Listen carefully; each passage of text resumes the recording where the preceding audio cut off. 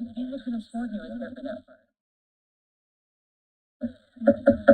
All right, good afternoon and welcome to the June 11th special meeting of the Delaware County Council. We could all stand for the Pledge of Allegiance. Stanley, want to kick us off? Pledge to the flag of the United States of America and to the republic for which it stands, one nation, under God, indivisible, with liberty and justice for all. Thank you. Roll call, please.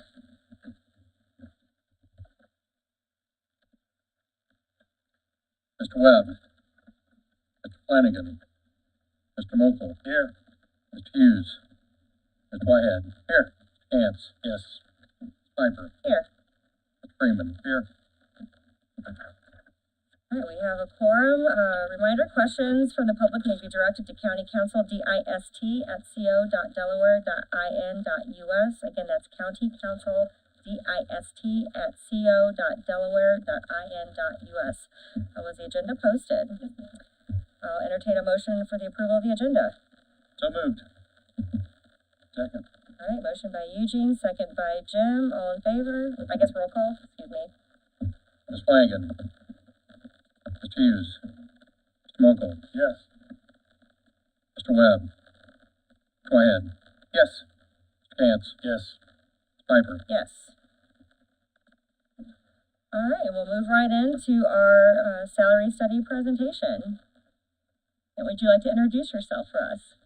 I'm Ken Irwin. I'm here with Wagner, Irwin, Shealy & Associates, and our principal consultant, Addie Rooker and Lori Seelan are with me, and we're here to make a presentation on the job classification compensation study that has been going on now for over a year. I was leaving the house this morning, and my wife asked me why I was dressed up today. I said, well, I'm going down for the big reveal. I said, I think I've been watching a little too much HGTV, but today's the reveal. And I said, well, I don't know whether it's Love It or List It or the Fixer Upper or the $1 million rehab house, but we've got a lot of information to provide council regarding the study. I would like to start by thanking all the elected officials, department heads, and employees who have participated in this project. It's been very comprehensive. We've talked to a lot of people individually and over the phone.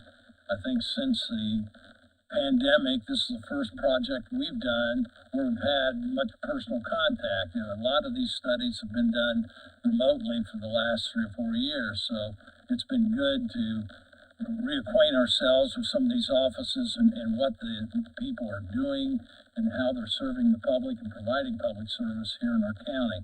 Particularly want to thank the HR department and the auditor's office for assisting and coordinating this project and making sure that we were on time and that people were getting reports back to us, job descriptions and the like. So with that, I'm going to go through the report, and then Addie is going to cover the spreadsheets and the analysis of the various classification categories.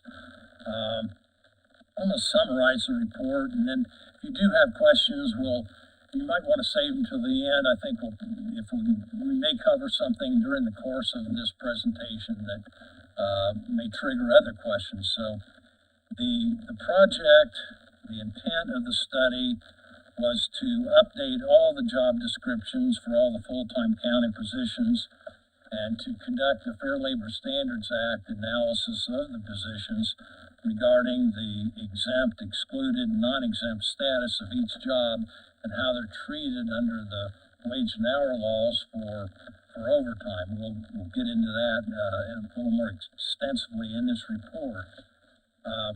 And to classify the jobs according to what's called the factor evaluation system for job classification, which is a point factoring system that has been designed and developed for public sector employers, and it's used by the state of Indiana. It has been for several years, and most cities and counties who've adopted classification systems use the factor evaluation system to do that.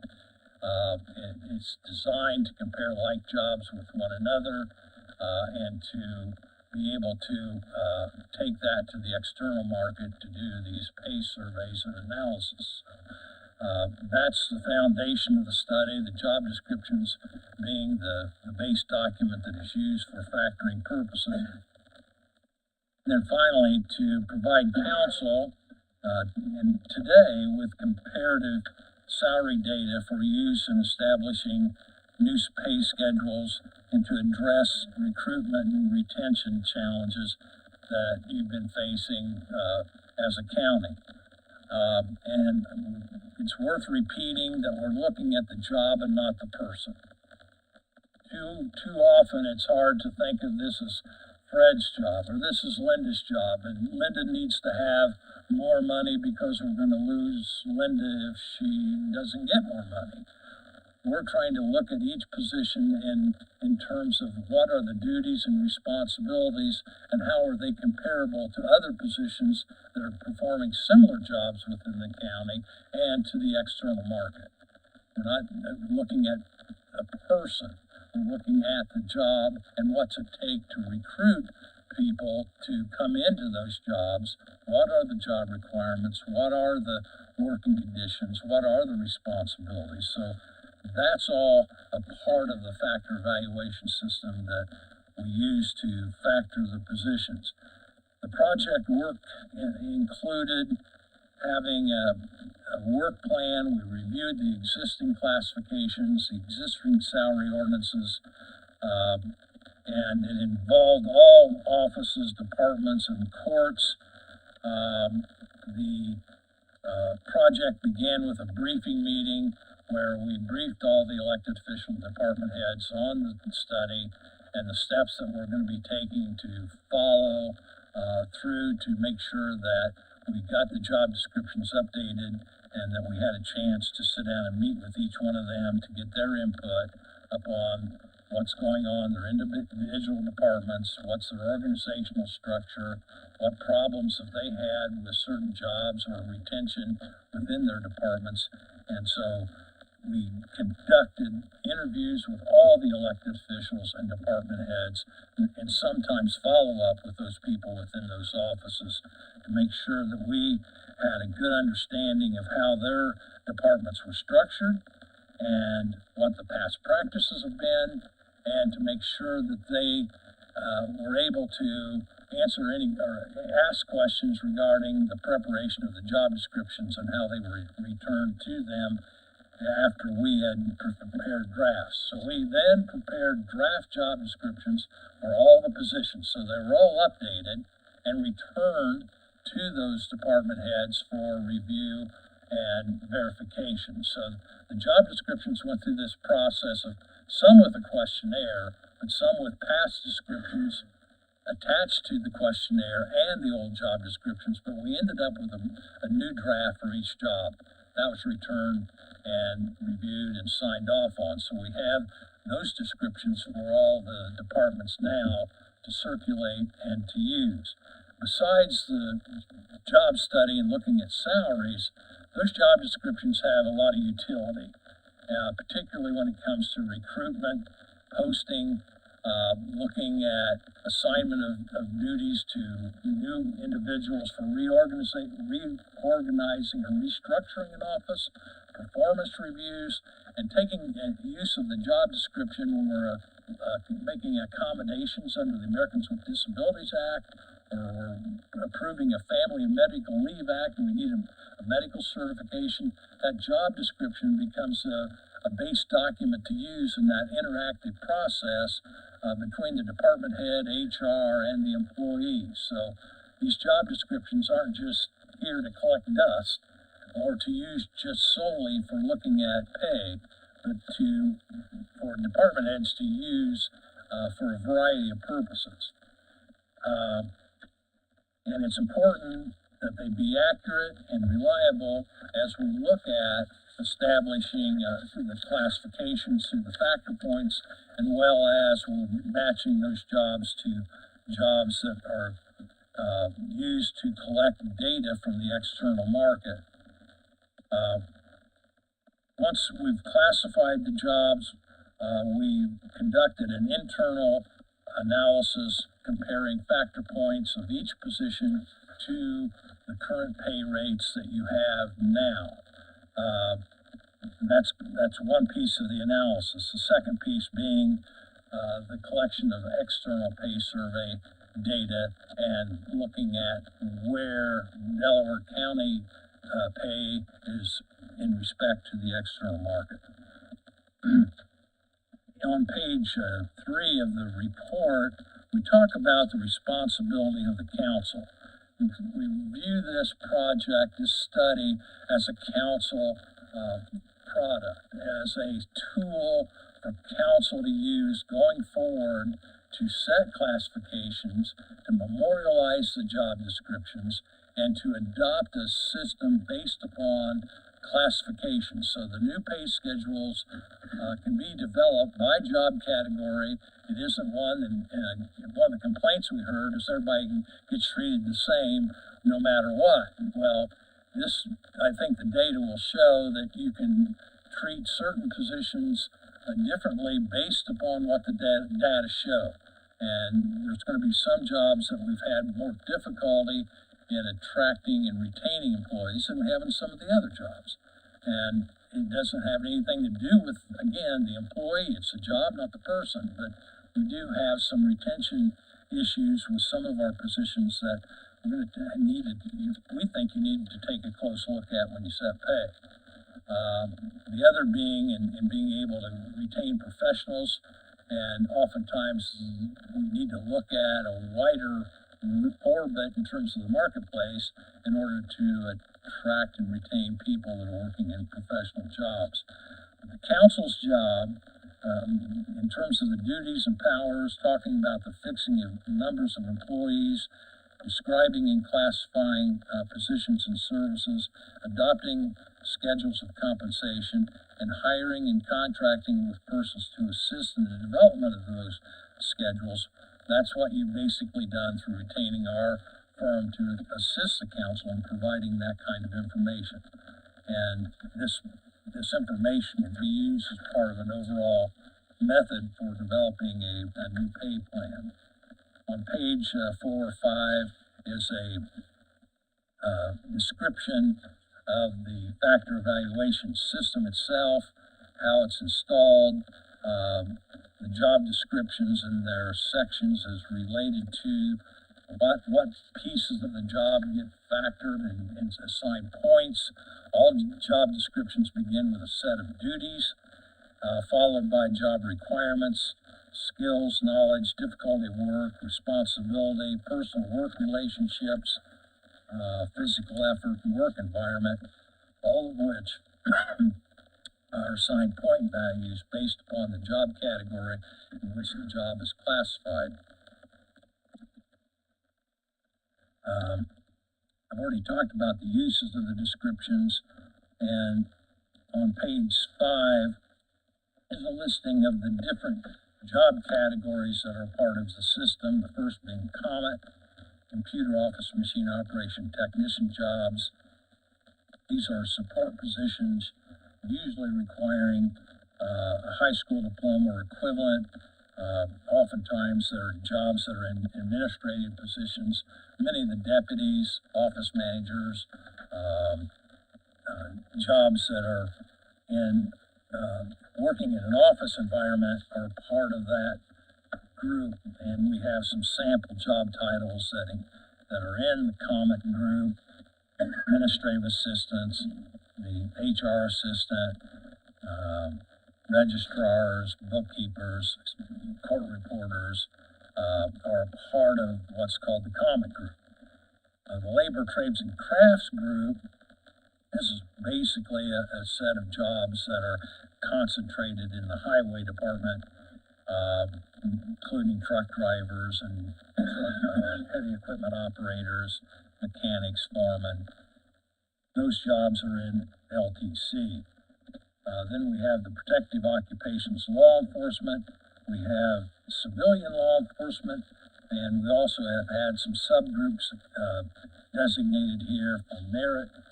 Merit poll means the police, merit deputies. Then we have civilian poll, EMS, and police or poll investigators. So there are subsections of this poll group based upon the departments that these jobs are working under, and have subsection classifications for those. The two other categories, the PAT, the professional, administrative, and technological jobs. These are jobs that normally require a baccalaureate degree or equivalent training and experience. Some of the jobs here are veteran service officer, zoning planner, the EMA deputy director, environmental health specialist. Those jobs are in what they call the PAT group. And then finally, the executives. These are jobs that are ones that are normally department head level jobs, directing major operations of the county. Here you've got your EMA director, HR director, your highway supervisor, EMS director, health administrator. Those are in the executive group. So bottom line, you can't compare a labor's LTC job to a common position. They're in different job categories. How their point factor are on different scales within the factor evaluation system. You can't compare a patrol officer to a deputy assessor. They're in different job categories. So what you're going to see in these spreadsheets is a breakdown by job category. And I know historically we think of department by department by department when you're, as a council, when you're looking at jobs. In this classification system, we're looking at paths across the board. We're looking at comments throughout the various departments, labor, trades, and crafts, so that we're not looking just department by department. So these categories cut across those departmental lines to classify jobs that are similar to one another to the point that they can be compared internally. So that is one of the key uses of the classification system, and the fact that it is and was developed for public sector employers, for state and local government. So again, Indiana has, most of the counties, and I'm guessing there's over 80 counties now that use this system. You've had remnants of it in place from a past study. Some of your job descriptions had those references on there, but very few people remember or know what they meant. We saw a lot of job descriptions that had PAT. Well, what's a PAT?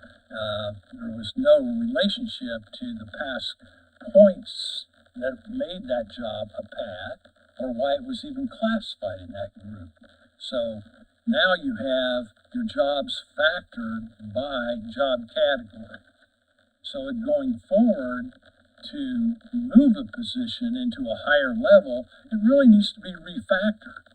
It's not just, I like that salary over here better than this one over here, so I want that one here because I know that, my job's the same as this. Well, now you have a structure and a system to work with. And down the road, we're thinking, the best use of this is for council to have a method to review and maintain the system going forward with a subcommittee of council to do that. Not to get ahead of myself, but it's not a matter of just doing this once. Oh yeah, we had a study done, but how you can actually implement the recommendations and use the data to establish pay schedules within the limitations of your budget. We understand you can't print money, but at the same time, we need to know what the targets are in terms of how we go about getting more comparable in certain jobs than what we have been. And I think the data will provide you with that kind of a roadmap to do that in the future. On page 9, you'll see there are different classification levels within the different categories. So comment points, LTC, merit poll, those are the breakdowns in the classes. So in the comment jobs, there's a comment A, those jobs are 295 and below. Comment B, 300, 395. people or jobs in the Comet C group, 400, 495, and then Comet D, 500 and above. So all the jobs in Comet were point factor. And based upon their total point factors, they fall within one of those levels. And the same principle it holds true for the other categories that are listed, and that goes over to page 10. Then on page 10, we have some internal findings and recommendations. I'm going to hold that for Addie to go over with you here as she goes through the spreadsheets. And then on page 12, page 12, we have a little carve out here where we talk about public safety, recruitment, and retention, from having talked with and reviewed jobs within the Sheriff's Department and looking at the high turnover rates, particularly among the correction officers. Reported there's been 30 COs left employment this year, and at the time of our interview, there was 8 openings. And we're also looking at the merit police officers, and you've seen this information time and again. Your sheriff's done his own surveys and presented you with comparable data in the past, which again shows that there's a lot of competition for police. And right now, the state police have raised that rate to $70,000 for the troopers. Well, this is having a rippling effect throughout all the state in terms of all police agencies, whether it's a small town, city, or county. So that is creating a problem in terms of retention, or hiring and retention among police officers. We've also noted that the paramedics and EMTs are also experiencing high turnover, and have noted that on page 12. And on page 12, we've also mentioned the E911, where you have made some attempts to deal with the high turnover, but there have been a considerable number of new hires there, and you have provided for a hiring bonus of $5,000 to steal people from other counties and departments, and it seems to be working. That may be something that is a plan or a method that you would want to look at for some of the others, in order to be able to attract people to come work in some of these other positions. And in the public safety area, the prosecuting attorneys also had a lot of difficulty in retaining deputy prosecutors. So that's kind of the backdrop of what you're going to see in terms of some of the spreadsheets that we have by category.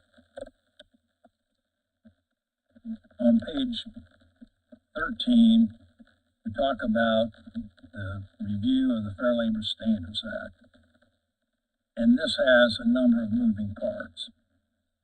One of which, looking at making sure that the jobs are classified properly. They're either excluded, exempt, or non-exempt. Non-exempt people holding non-exempt positions, employees holding non-exempt positions, have to be paid overtime. Those in exempt positions do not have to be paid overtime. In fact, your policies and the Fair Labor Standards Act says they're not eligible and shall not be paid overtime. Excluded also are people or individuals who do not have to be paid overtime. Now, excluded is a term that is used to include elected officials and policy-making appointees and legal advisors, personal staff of an elected official. So here we've been looking at chief deputies of elective office holders, principally, because they are identified in the statute as being political appointees. Your policies provide for the very same treatment as what the federal government says. So in that respect, you're very compliant with what they're saying in terms of your policy. Now, back in April of this year, the federal government, and this is deja vu all over again, it happened 4 years ago, or 2016, 8 years ago, has raised the threshold to, beginning in July of this year, 43,888 is a threshold to be exempt. And that goes up to $58,658 in July of next year. So, this is that right, January? Did I say January? January 25. So to reiterate that, Ken, 43,888 as of July 1, Right. in a month. In January 1 of 2025, it jumps Yes. $15,000. Yes. 23,000 in 18 months. Right. Which means that people that are currently exempt are either going to have to be paid at that rate or that salary, or they're going to revert to being non-exempt, and you're going to have to pay them overtime. So that's a choice. I think we need to be consistent in how we apply the terms. So we're not saying, one guy's exempt and he gets overtime, another guy is exempt, and they don't get it. So I think the rule, and your policies support this. Your policies already say that's how they're going to be treated. So it's a matter of being consistent with the policy and the treatment of those jobs. So we have some issues there. And there are some issues regarding the work weeks, and there's some recommendations and we went through the courts, provided us with their policy. We looked at it. We looked at the county policy. They're basically the same, but there are a few things that we think need to be added, particularly to the court policy that at least provides for how you're going to be paying people between the 32 and a half hours up to 40. And that we need to keep a timekeeping record of 2 buckets of particularly the comp time, which I've often referred to as the crack cocaine of local government. It's addictive, it's expensive, and it's hard to put your handle on how much is out there. It's a liability to the county, but you've got non-FLSA comp time. That's the hours 32 and a half up to 40. That's not FLSA comp time. That's non-premium comp time. But anything over 40 hours is FLSA comp time at time and a half. So the time between the 32 and a half or the 35 to 40, you're paying an additional hour for hour, or you're going to pay comp time at an hour for hour rate up to 40, and then after 40, it's time and a half.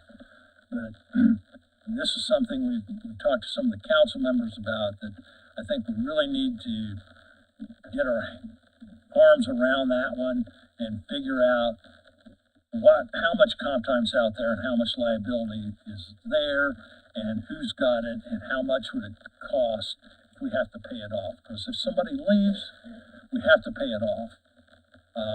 And you can put limits on it, you can cap it, you don't have to use it at all. So there's a number of questions.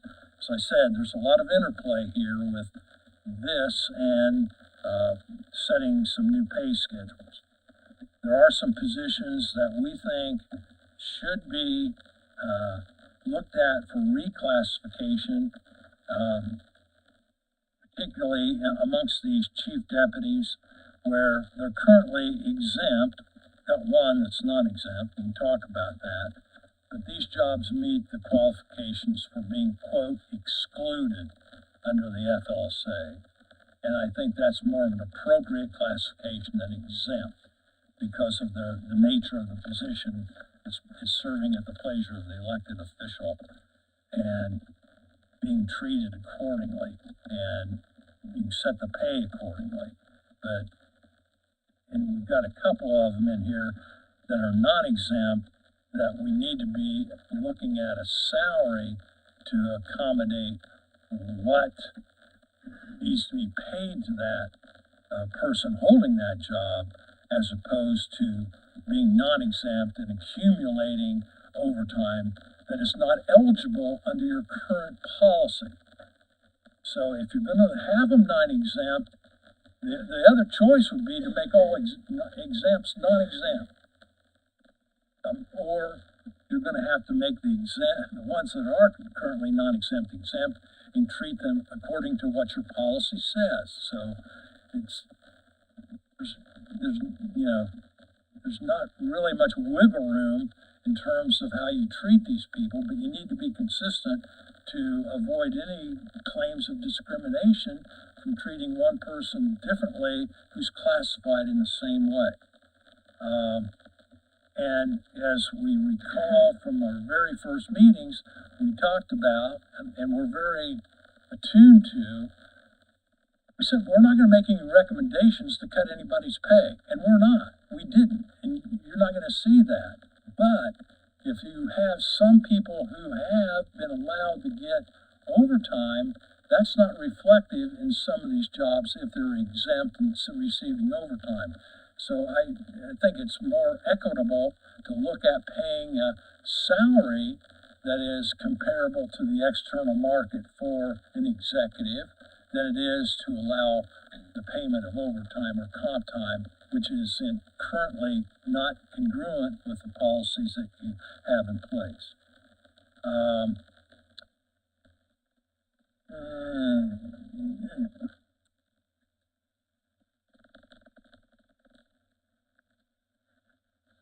I think I've covered most of the major items as far as the FLSA go. There's 8 of them, 5 or 6. Well, there's 5 of them, subsections that I think require some look at in detail and having your attorneys look at this. But we have had our attorney look at the application of the FLSA as it relates to the application of exempt, non-exempt, and excluded, and we would certainly welcome any discussion on that after you've had a chance to more thoroughly review what's in this report.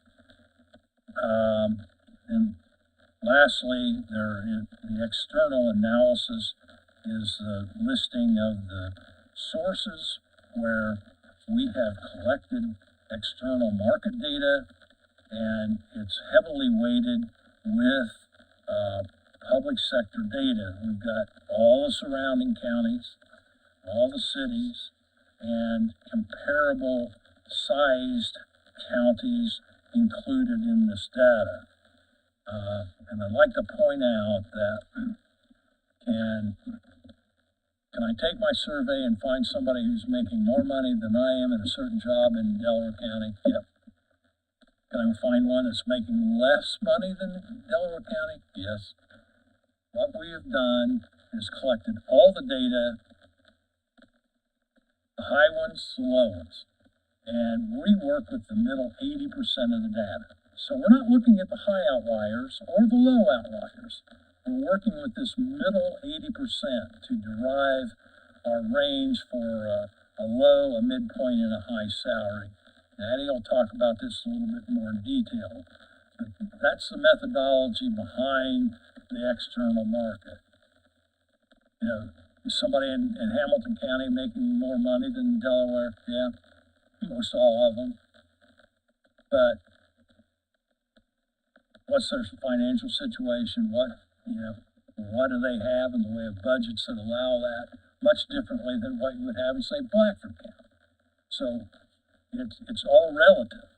But we're looking at what's it take to recruit and keep all the employees in Delaware County. And I think that is the goal. That's been the objective that the council has shared with us. And I think what you'll see here is data that will support that, and it'll be a method of how you get there. gonna do it in one fell swoop, I doubt it. But it provides a starting point. The elements of a pay structure, and here's some of the terms: internal pay equity, having jobs that are classified similarly paid in a similar way.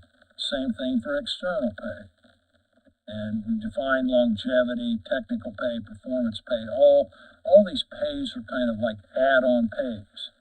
And they may be something you want to look at, and how you can add certain elements of a pay plan to the base pay.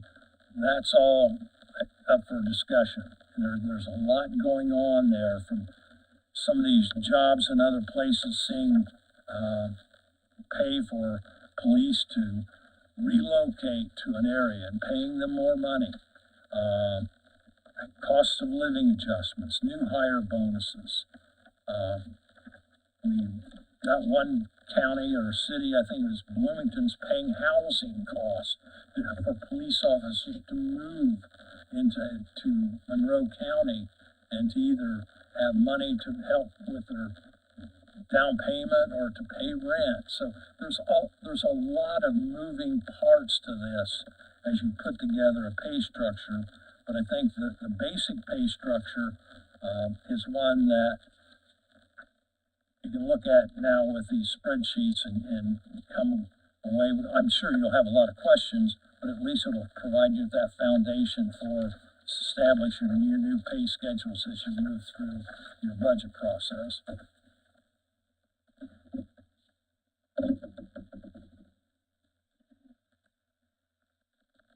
Heavy roofing, everyone.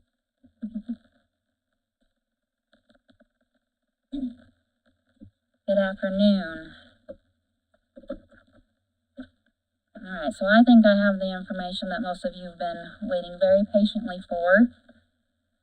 So I'm going to kind of walk you through these and some of the internal findings as we go, as that Kent skipped over earlier. So first of all, as he kind of briefly mentioned, on the classification system, right now you don't have a system rooted in factor points or any, you haven't classified the positions. So it makes it nearly impossible to justify or defend the compensation of positions without a system. So we have placed all the jobs into the different job categories and classification levels that I'm getting ready to show you here. So I'm going to start with the LTC job category. Try to make it as large as I can here.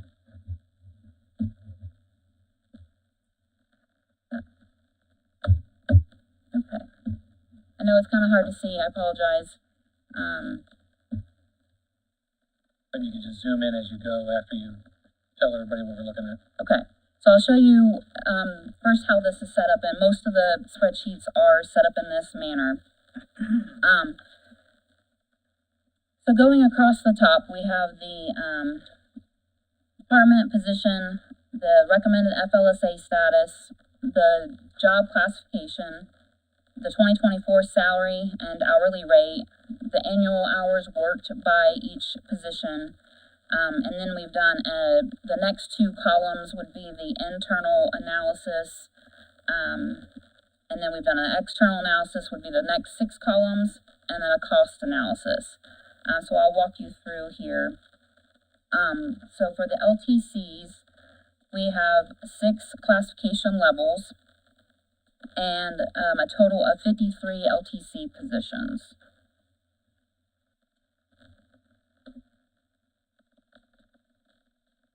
So as you can see kind of up in the left-hand corner, we have the LTCA, and that is the 345 points and below. So all the positions in LTCA factored at 345 points or below. So the light classified jobs, we've established an internal base hourly rate for all those positions, and then the external midpoint hourly rate. So for the LTCAs, the internal base hourly rate was $18.96. If you opt 4 places, 44 cents. So the reason we broke it down into those hourly rates is because you have all these different positions working different annual hours. So all these positions will be recommended to be paid at the same hourly rate, and then those that are working more hours would get additional compensation for those hours. So the salaries that you see here under internal base salary reflect the annual hours worked. So for our first one, the jail cook, they are working 2,080 hours, and that annual salary is reflected at 39,446. Whereas a commissioner, custodian, supervisor is working 1,690 annual hours, so that base salary is $32,049. So we have accounted for the work hours.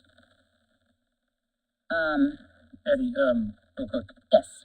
Ken didn't cover this, but can you talk about the external analysis relative to the 32.5 hours and the fact that our county has that Yes. option, I guess? Yes, so we found that the 32.5 hour work week is very unusual for county governments. In fact, we found no other counties that had that exact hours as full-time. You may have some, spot positions that counties would consider full-time at that work hours, but in majority, the common work hours are 35, 37.5, or 40-hour work weeks. And so I will point out, especially with the executive level positions, we had to compare those to 35-hour work week or 40-hour work week because there just weren't any comparisons, and those are salary-based positions. So you will see that reflection for those. 16 out of the 53 LTC positions fall below the internal base salary. Let me show you. So we've calculated. I can move this. So another way to describe that, when you say internal base salary, you've taken all jobs, positions under each LTC level and just leveled them, basically, or averaged them out, right? So for the first one, which is the most digestible, on average, it's $18.96 an hour. Well, we have used so we run a regression analysis using the factor points to the current salaries.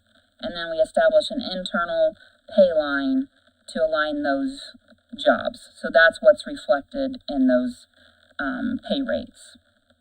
Before you continue further, could you just, real quickly, I might have been reading and missed it, could you tell me the difference one more time between the internal analysis and the external? Sure, that's a good question. So the internal analysis is a comparison of the factor points to what you're currently paying positions. So the internal analysis is helping us and the council identify internal pay equity issues. So we're establishing an internal pay salary to align any positions that are alike classified. Let me see.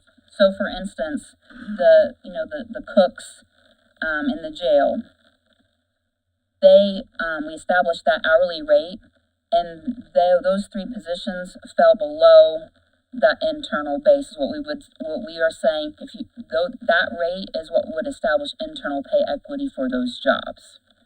The external market is a comparison of the like jobs to the external market, where Kent described where we collect all the data from the sources listed, and then we run an external regression analysis using that middle 80% of the data to come up with the external midpoint rate. That is the average of that data for that classification level.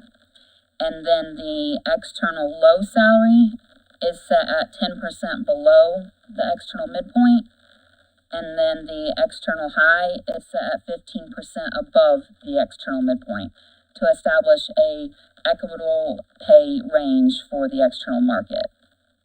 So basically, the internal is within county government, and the external is compared to similar jobs in the private sector.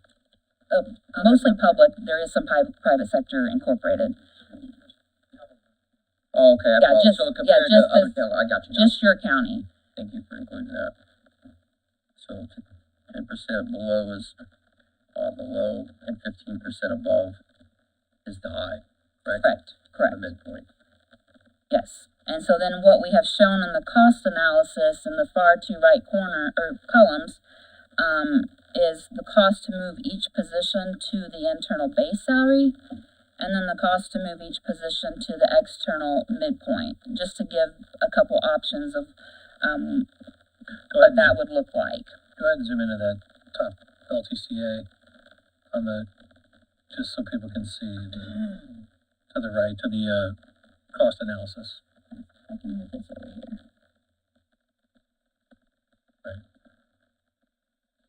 So is everybody tracking that, I guess, is the question. So for LTCA being a small group, it just is easier to digest. Basically, it's saying that the top 3 positions there, which happen to be the jail cook, are the cost to get them to the Delaware County base, I'll call it, is 3, 4, 5, 6, 7, 7, 8 grand, whatever it is, 9, 10,000 bucks. To get them to the external analysis level is, 15. So as you look at these spreadsheet, that's what those columns are showing. Exactly right. So what I want to positive note for the LTCs, only 3 positions fall below the external low salary. So that means all of your other positions fall within that external salary range, meaning that you are competitive with the external market. You're within that established range. If you were to move all the positions to all the LTC positions to the external midpoint, that would be a 3.99% increase, which is very competitive with the market. So I think you've done a very good job of keeping these jobs close and competitive with the external market overall. We had 6 positions that were paid at or above the external midpoint salary here in the LTCs. That does not mean that they're overpaid. That's just showing you that they are falling a little bit above the external midpoint. And again, like Kent mentioned, even if you see a 0, that's not our recommendation to cut any pay. That's just how they fall compared to the external data.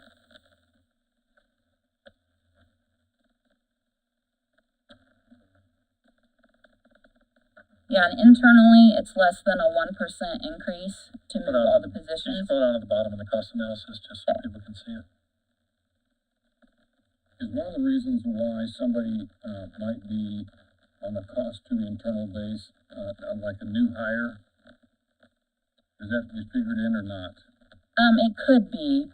I do know that there are some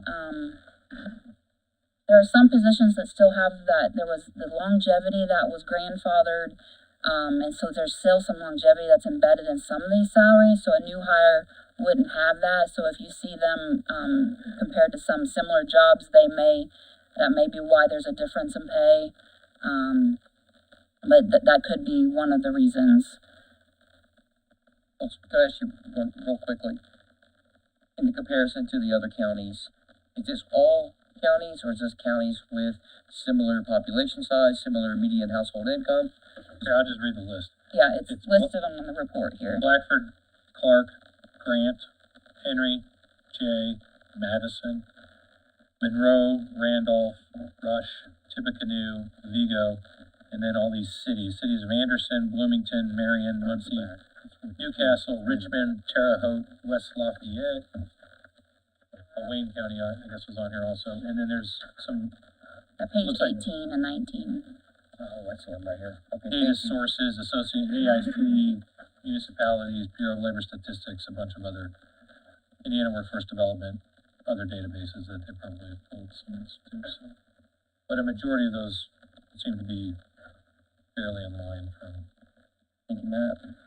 And Vigo is like on par for when it comes to the household median income, Ryan, and population size and everything. That's a county I tend to look at their numbers because they're so close to us.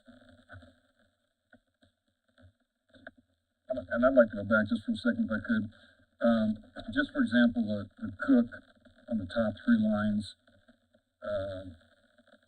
are these, again, I'm gonna bring this up. Are these for new hires? Are these for people that have been, maybe a jail cook for 5 years, 10 years? What do the numbers represent? So the numbers represent what the market, the average, what the market is paying those jobs. It does not include, what the person has as far as longevity time or experience. We looked at the market when we surveyed, so the external midpoint represents that average middle of the data for those jobs. So you're looking at 3 cooks. 3 cook positions is how many you have now currently? Mhm. That's what their 2024 salary is today. So 3 different people making, in essence, 3 different numbers. The internal base is leveling that out. So if you take all of the LTCs, including the highway laborer, the commissioner positions, and the bridge, all those together, that averages out to an $18.96 salary. Currently, those LTCAs are all across the board. When you take the hourly rate, $17 to $21 an hour. If you level that position, it's $18.96. Right, so we're looking at the job and not the individual person. What is the worth of the job to the county? Not only externally, but internally, how do we align those so that there is pay equity among your positions within the county of like classified jobs? And to Jim's point, this is a foundation for this sets the base salary that a starting position could be. Right. So this data. This doesn't take into account incentives and other things. Right. This data gives you a starting point,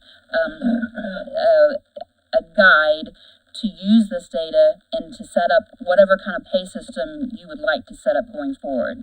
You can set up a base pay, and then you can add on additional pay for longevity or performance or other skill-based pay on top of that. But having a base salary or some sort of higher end rate will equalize and ensure that internal pay equity for all like classified positions. Yeah, so basically, that way if you have like a 20-year truck driver, this is your base pay, your starting point, and then if the council chooses to recognize that 20 years of service, we could institute an increase for that particular employee. Yes. But once he leaves, the new employee comes in, they're starting off at that base pay Yes, again, correct? exactly right. Okay. Okay. Any other questions with the LTCs? Okay. Should have the comments next. Let me get that in here.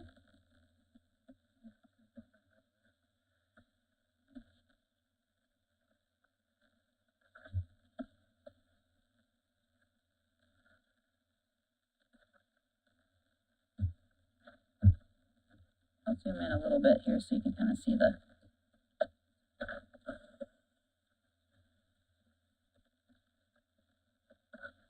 Okay, so this is the county's largest group.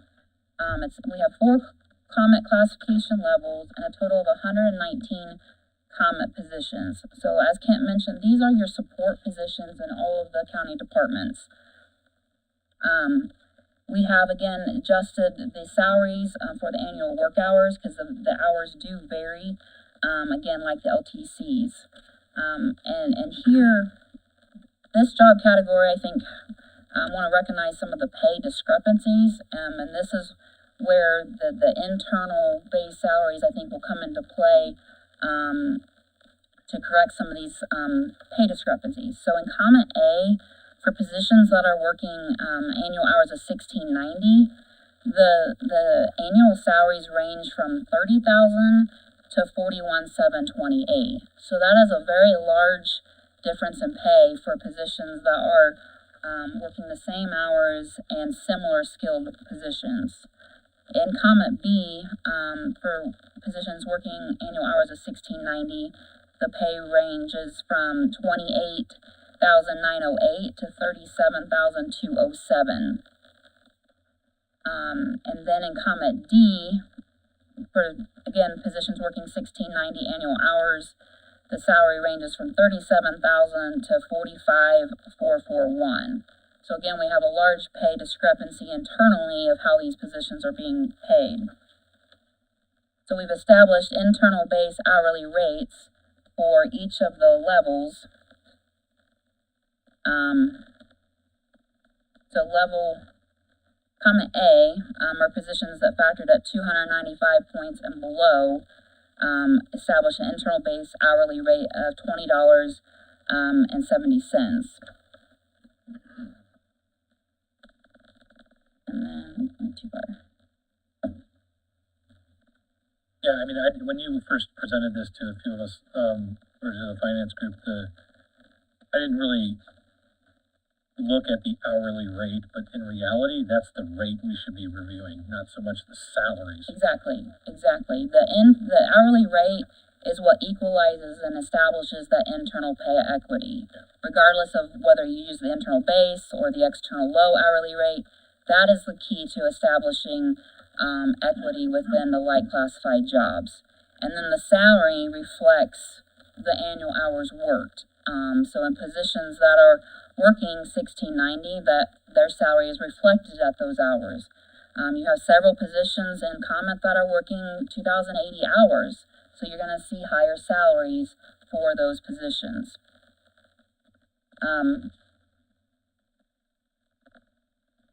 So there were, as I described, there were a lot of discrepancies, and we had internal adjustments for all the comment positions except for 13.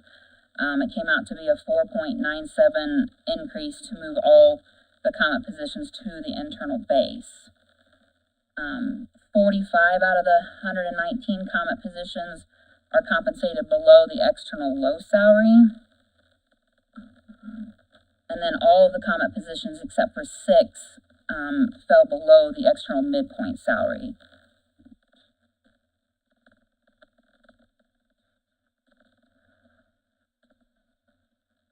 So how do you take into consideration, like what you just said, move to the internal base?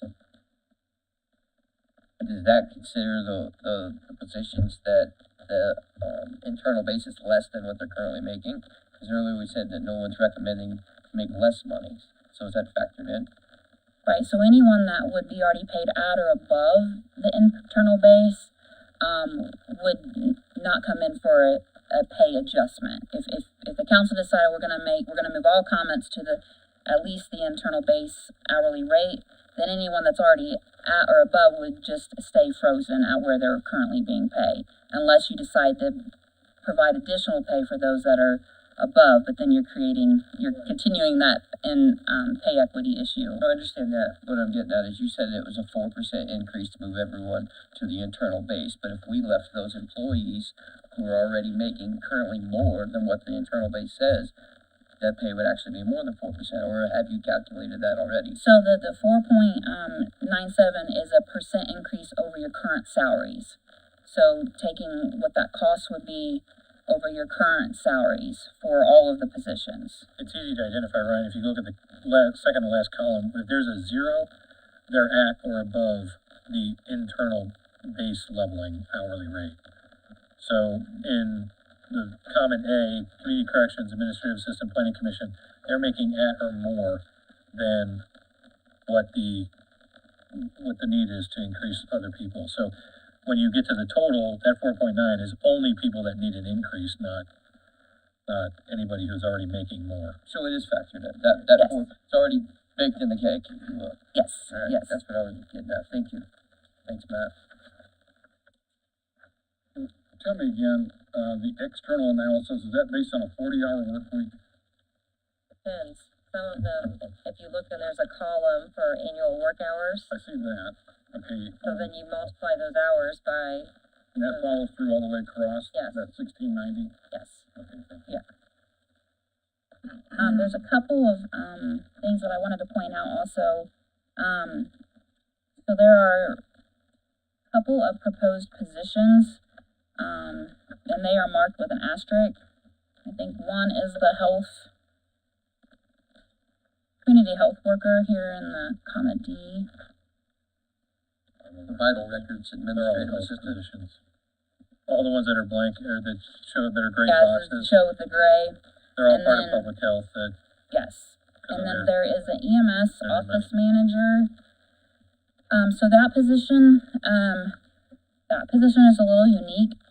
We found that it is performing a dual role for that department, performing office manager duties and EMT basic duties. So since that's such a hybrid role to have, it would be really difficult for, if that person were to leave, to hire an office manager with an EMT basic. So we've split that job description into two different positions and are recommending that that individual in those positions be paid at the office manager rate when performing office manager duties, and then the EMT basic rate when called out to do those EMT duties.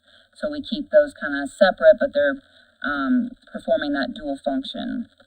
So that is noted on both this pay plan for the comments, and then you'll see it again on the EMS poll pay plan. And then one last item to point out. So the chief deputies, as we mentioned, Kent said, described them as politically appointed positions and being excluded.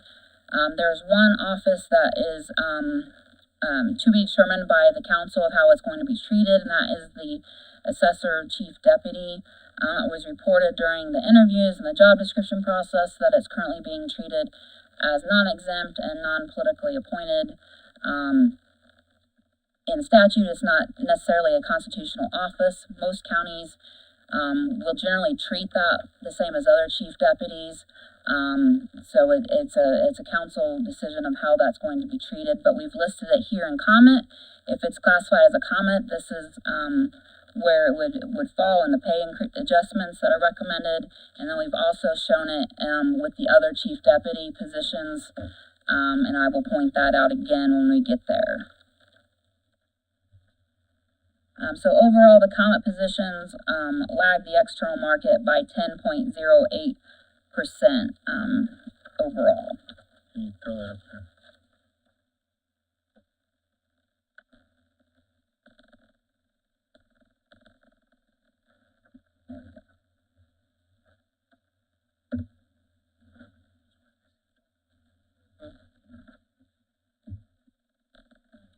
Yes.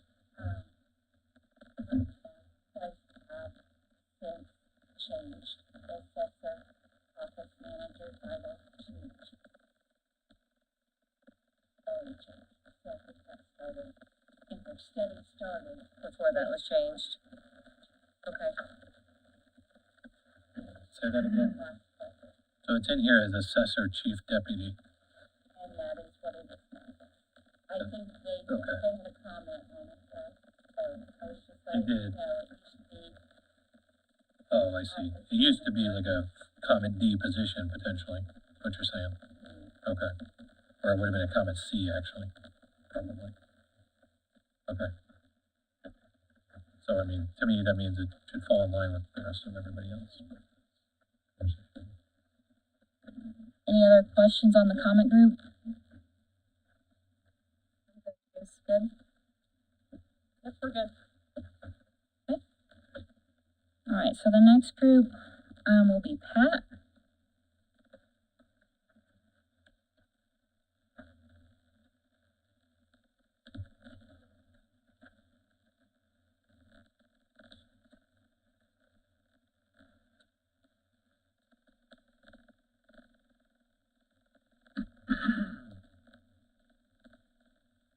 In the PAT category, we have 4 classification levels and 32 PAT positions. We have pay discrepancies like in the comment group.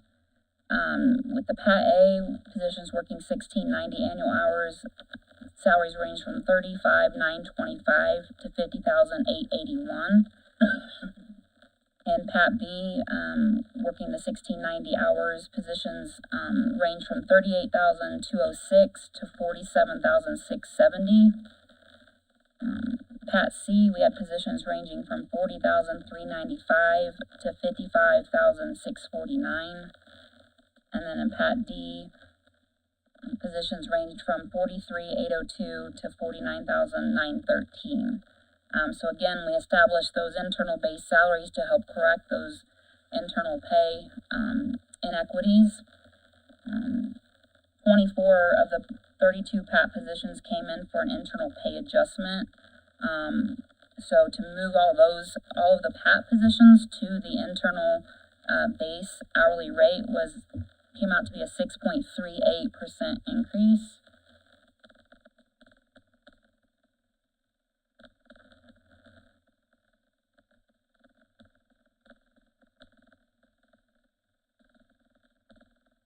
Seventeen PAT positions fall below the external low salary.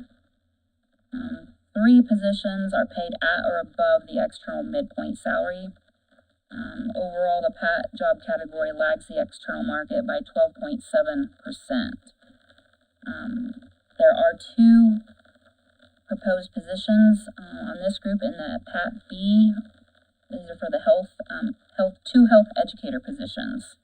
So we've included those in theirs if they're approved by the council going forward.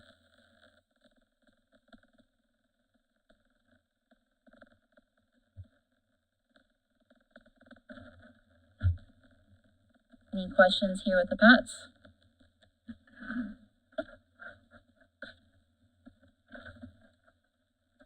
All right, so we will move to the executives.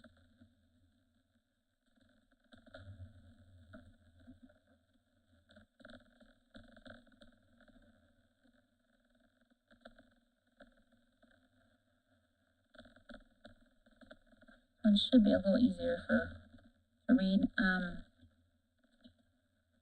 So there are 3 executive classification levels, 12 exec positions. Again, like Kent mentioned, these are primarily the department heads for the county. We did not run an internal analysis for these. We focused on the external market.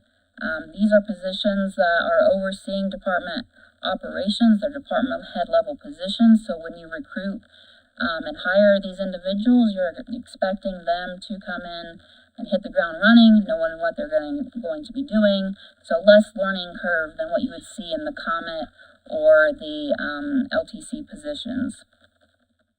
5 of the 12 exec positions are compensated below the external low salary. 3 positions are compensated at or above the external midpoint salary. And again, as I mentioned when we first started, for the executives, the external midpoint salaries, all the external salaries reflect either a 35-hour work week rate, and we've shown that for positions working less than the 2080 hours, and then or a 40-hour work week comparison for those positions that are working the regular 2080. Sorry, yeah, say that again. So the 1690 annual work hours are compared against a 35-hour work week? Yeah, the external salaries represent a 35-hour work week, as we found no other counties that have their department heads working 32 and a half hours. 2080 is against 40? Yes. Yes. And for the cost analysis, we've shown a cost to move all the positions to the external low salary and a cost to move them to the external midpoint salary. So the cost to move them to the low was 4.29%, and the cost to move all the positions to the external midpoint was 10.08%.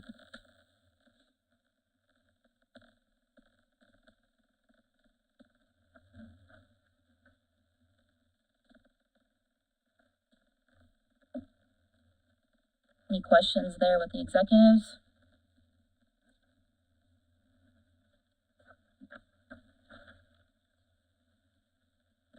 Okay, we'll move to the merit pools.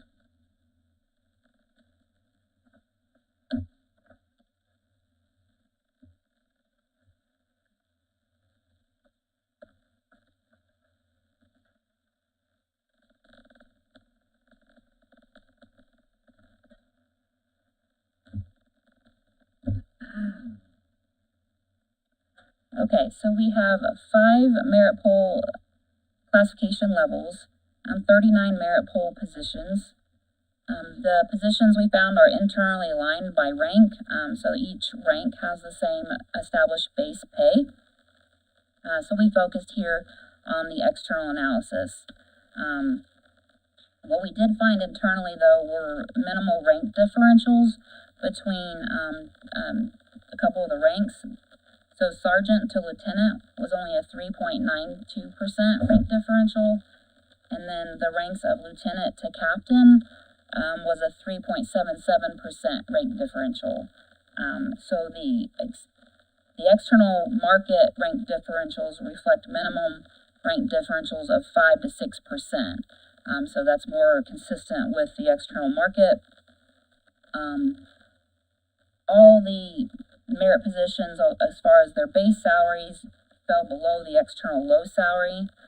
The cost analysis reflects the cost from the 2024 base salary to the external midpoint or the external low. So we're comparing base salary to base salary, because the 2024 total salaries for the merit officers did include some additional duty pay and some other things, so we were trying to focus on base pay to base pay comparisons.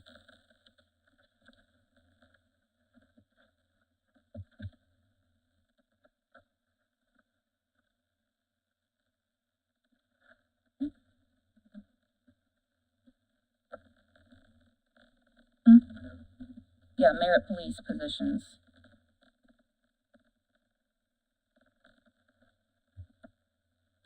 So it was a 4.29% to move all of the positions to the external low salary, and then a 15.88% to move all of the merit pool positions to the external midpoint.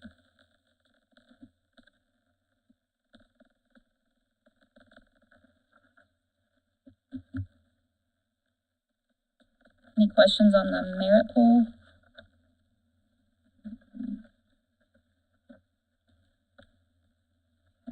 Why wasn't that broke out, hourly pay?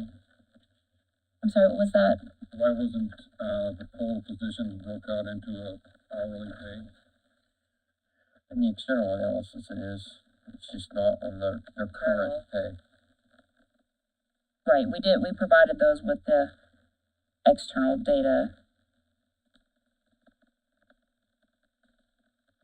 There is no internal analysis column to this. I believe if you have your budget book, though, broken down in there, so when you go on and take this to compare their hourly rate. All the rest of the sheets have been broken down. Yeah, it might have just it might have been hidden. I can check on that. I'll make a note.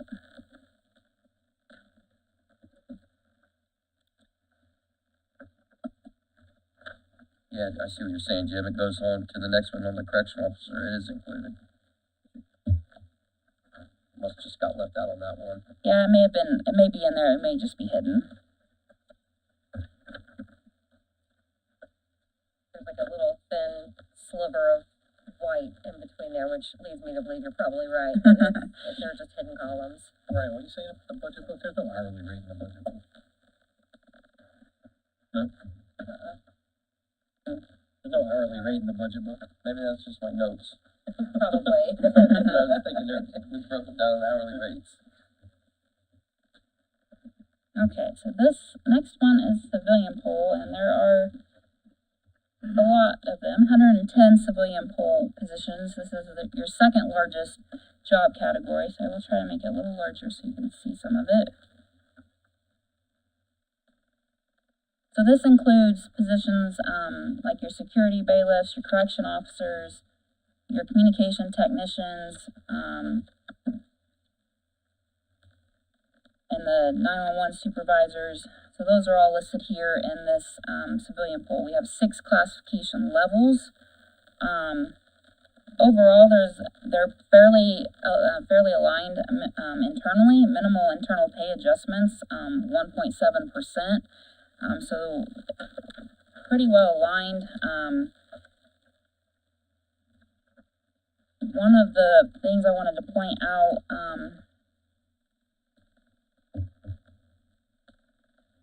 so the county currently has a tiered compensation system within its E911 department for the communication technicians. So it provides for additional compensation to those positions in the amount of $1,000 for incremental years served within the department. That's been the common practice here and what's been established. It was reported to us that this compensation system is working well, and so we're not making any recommendations to change that and for that to remain in place.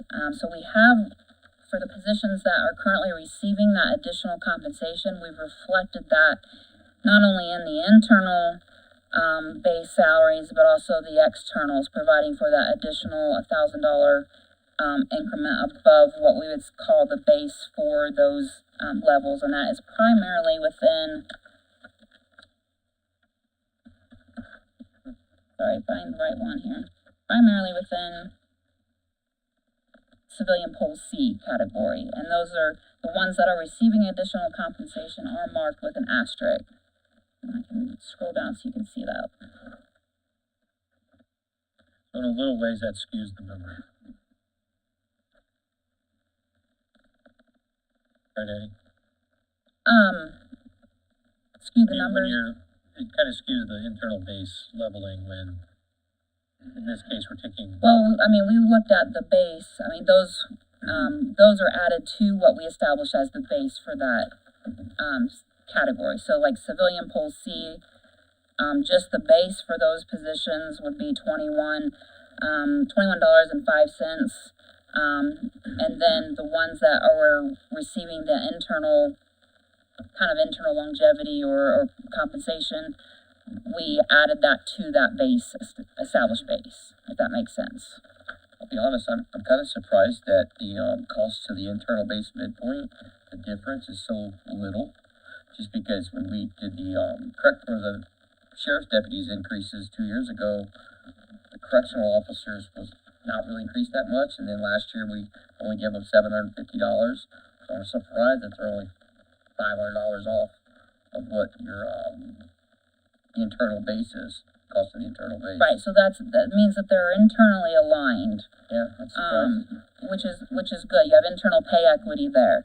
But then when you look at the external market, they are lagging the market by 11.94%.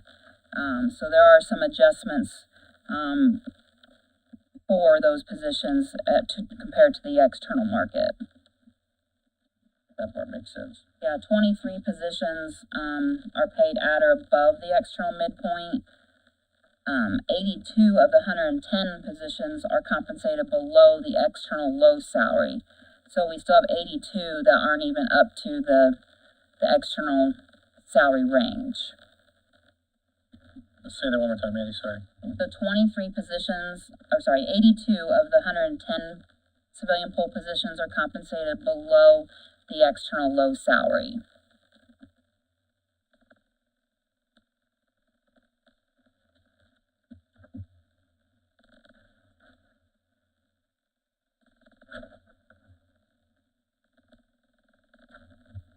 You're talking about A pole, right? Pole A? No, All of them. All of them. So most of those are the 911 technicians.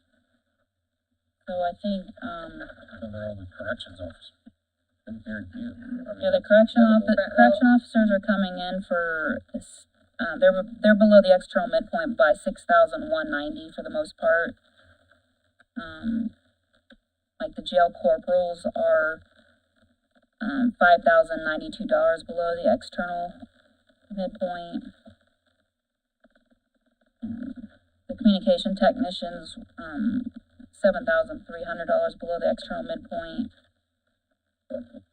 The jail lieutenant level positions were $7,089 below the external midpoint. So it does vary depending on the level and of the position.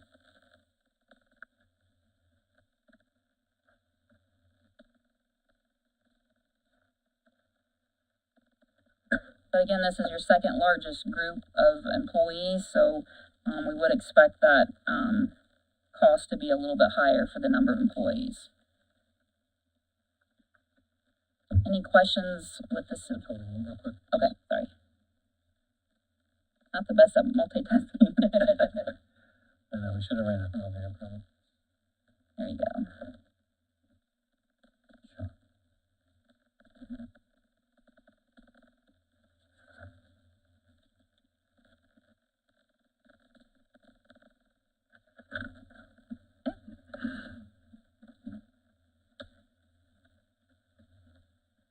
Alright, our next group will be the EMS polls.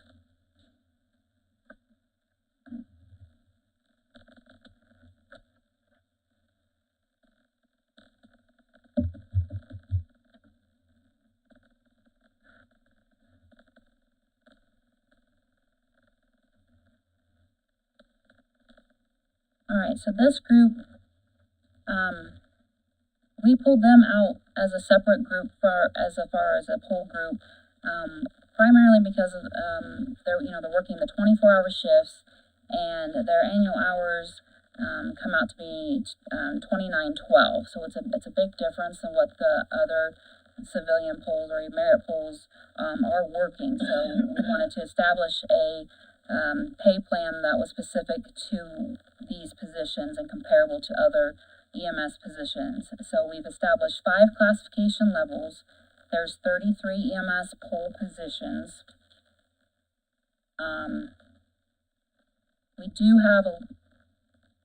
We've recommended tiered pay within EMS poll B and C, where you will see, these lieutenant positions, for advanced EMT lieutenant and then the paramedic lieutenants. So these positions are primarily doing the same functions, except the lieutenants have some supervisory added on responsibility that's in addition to the regular paramedics or advanced EMTs. So we've recommended that the lieutenant positions be compensated at $1,000 above the base rate for those classification levels. So we have reflected those pay adjustments in there just to show you what that cost would look like if that were to be implemented. Overall, internally, these positions are pretty well aligned. It's a less than 2% adjustment to move the positions to the internal base.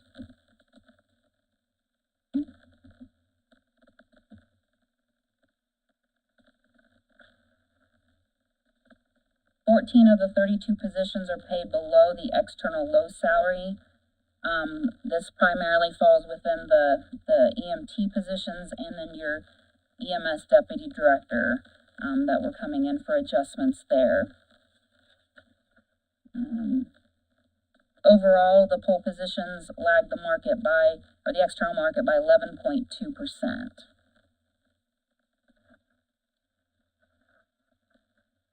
And then again, like I mentioned with the comments, we have the position that is serving, kind of dual roles as an office manager and EMT basic.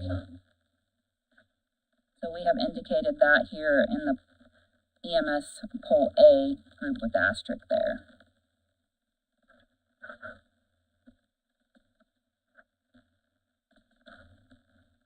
Any questions with the EMS polls? Okay. All right. I have one more poll group. These are the poll investigators.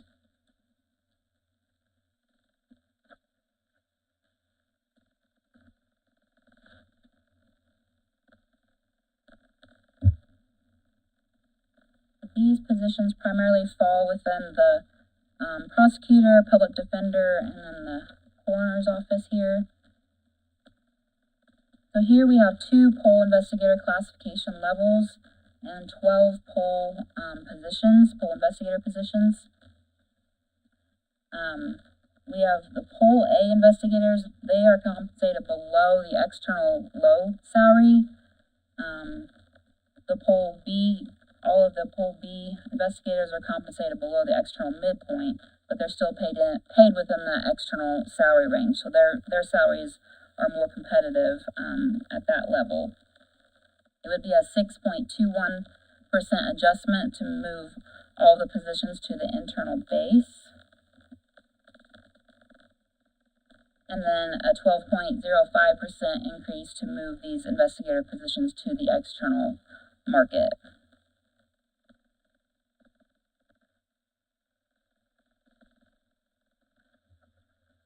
Any questions there with the investigators? Okay.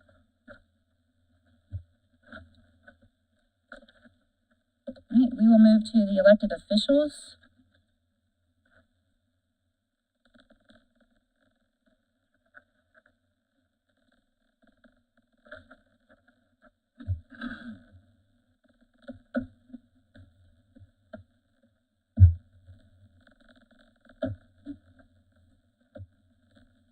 Right, so this is a salary comparison. This looks different than what you've seen with the other groups. So what we have shown here is direct job matches to other counties that were in the survey. So for each elected official, we have shown the current Delaware County salary for the elected official, what the individual counties are paying that elected official, the average salary based on that data, and then the external salary range is the actual raw data, the low end to the high end. So you can see that as a quick summary for each of those positions. Scroll over so you can see.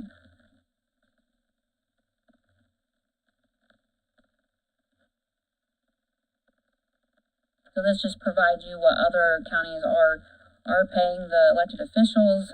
You can use this again as a guide in making pay adjustments going forward. I thought we paid all of our elected officials the same amount. Like the assessor and the clerk and the coroner, or not the coroner, but like the treasurer. I guess it's a conversation for a different time. Well, treasurer, surveyor, recorder, coroner. I just don't know why there's a $3,000 difference for the auditor and the assessor, and the clerk, the surveyor, the treasurer are all making $3,000 more. I can tell you what happened. If it was taken off of the budget, remember we had all three new assessor, or not assessor, an auditor, recorder, and pay out the old one in 12 days.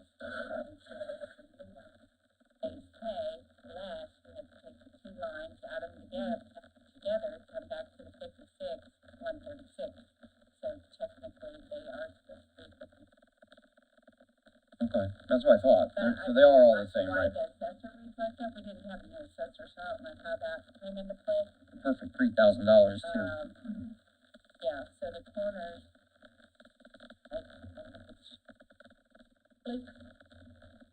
But it is 56, right? Or they all are 56. Okay, that's what I thought.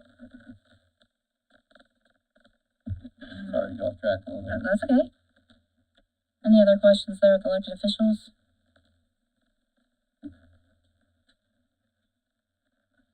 Nope. Alright, so then there should be a sheet, this SO, it should have 3 different groups of SO positions. Like the polls, there are several different groups of SOs, so we will walk through those.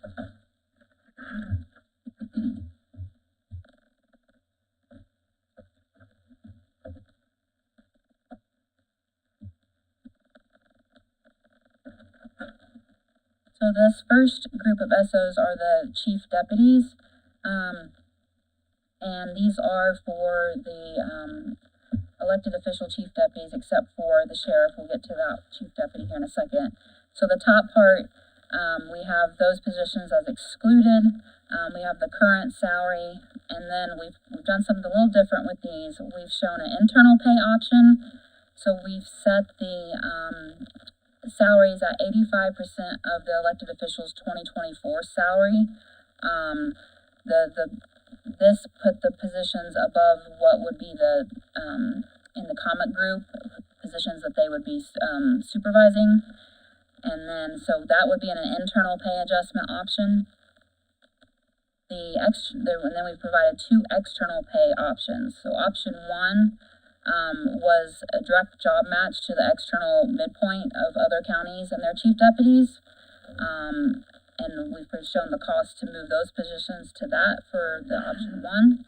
And then option 2 would be setting the chief deputy positions at 80% of the elected officials' external average salary, which were from the sheet that I just showed you. So the average salary at the bottom of the elected officials sheet, the chief deputies, this is 80% of those salaries. And then we've costed it out to move those positions to that salary.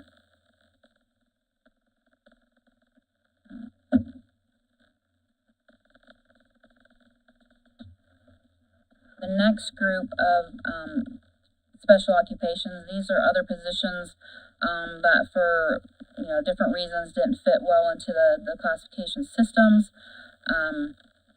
So we have the sheriff, chief deputy, the jail matron, in the prosecutor's office is the high-tech crime unit director, health officer, and then we have a magistrate and a master commissioner for the courts. We have direct job matched these to the external market.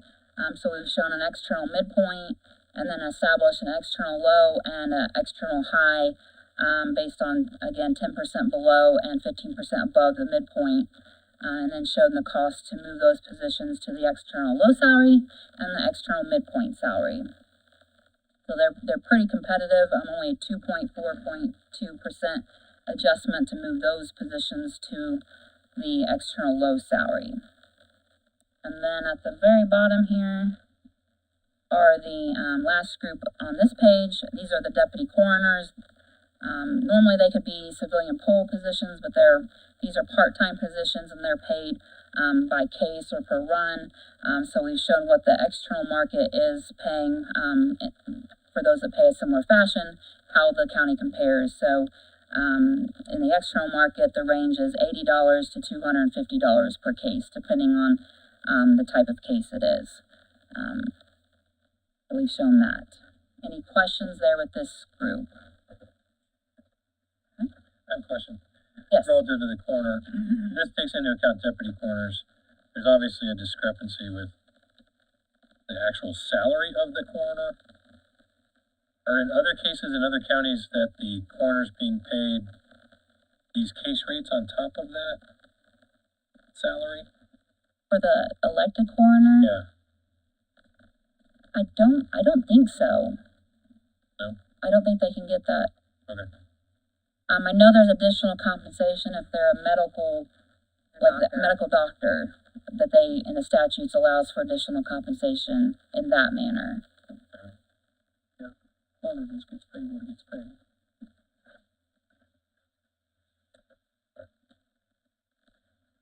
Okay. All right, now, let's see.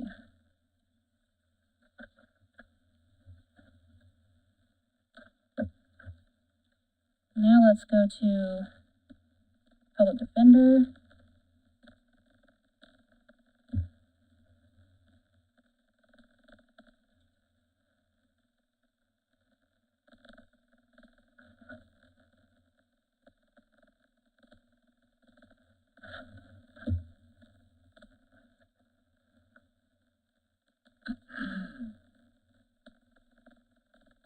All right, so this one is going to look a lot like the elected officials. When we spoke with the public defender, he just wanted to know what the comparisons were, and trying to keep that pay rate competitive. So we did sample other counties and have shown what those counties are paying, average salary, and then the actual external salary range. And again, there's a little fluctuation, that it's hard to pinpoint exactly how many hours some of these public defenders are working. I do know that Wayne County treats theirs as full-time employees. They have a full classification. For those, they're paid similar to the deputy prosecutors. But most of the rest of them, for the most part, are working less than a full-time position for the most part, I believe. That gives a little bit of an idea of where some of these positions are being paid. How many do we have? Public defenders. Don't worry about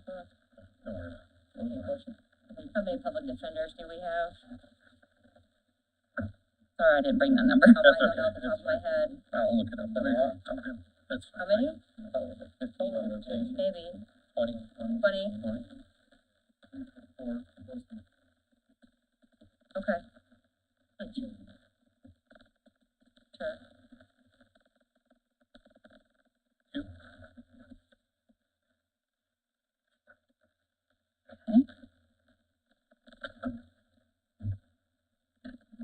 I'm going to move to the prosecutor, and we have a couple different things to show here. For the deputy prosecutors,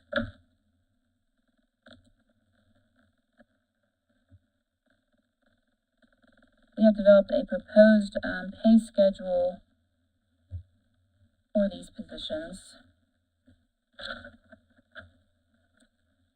So it's a tiered compensation schedule based on years of experience, skill level, caseload assignment, job performance, additional duties performed.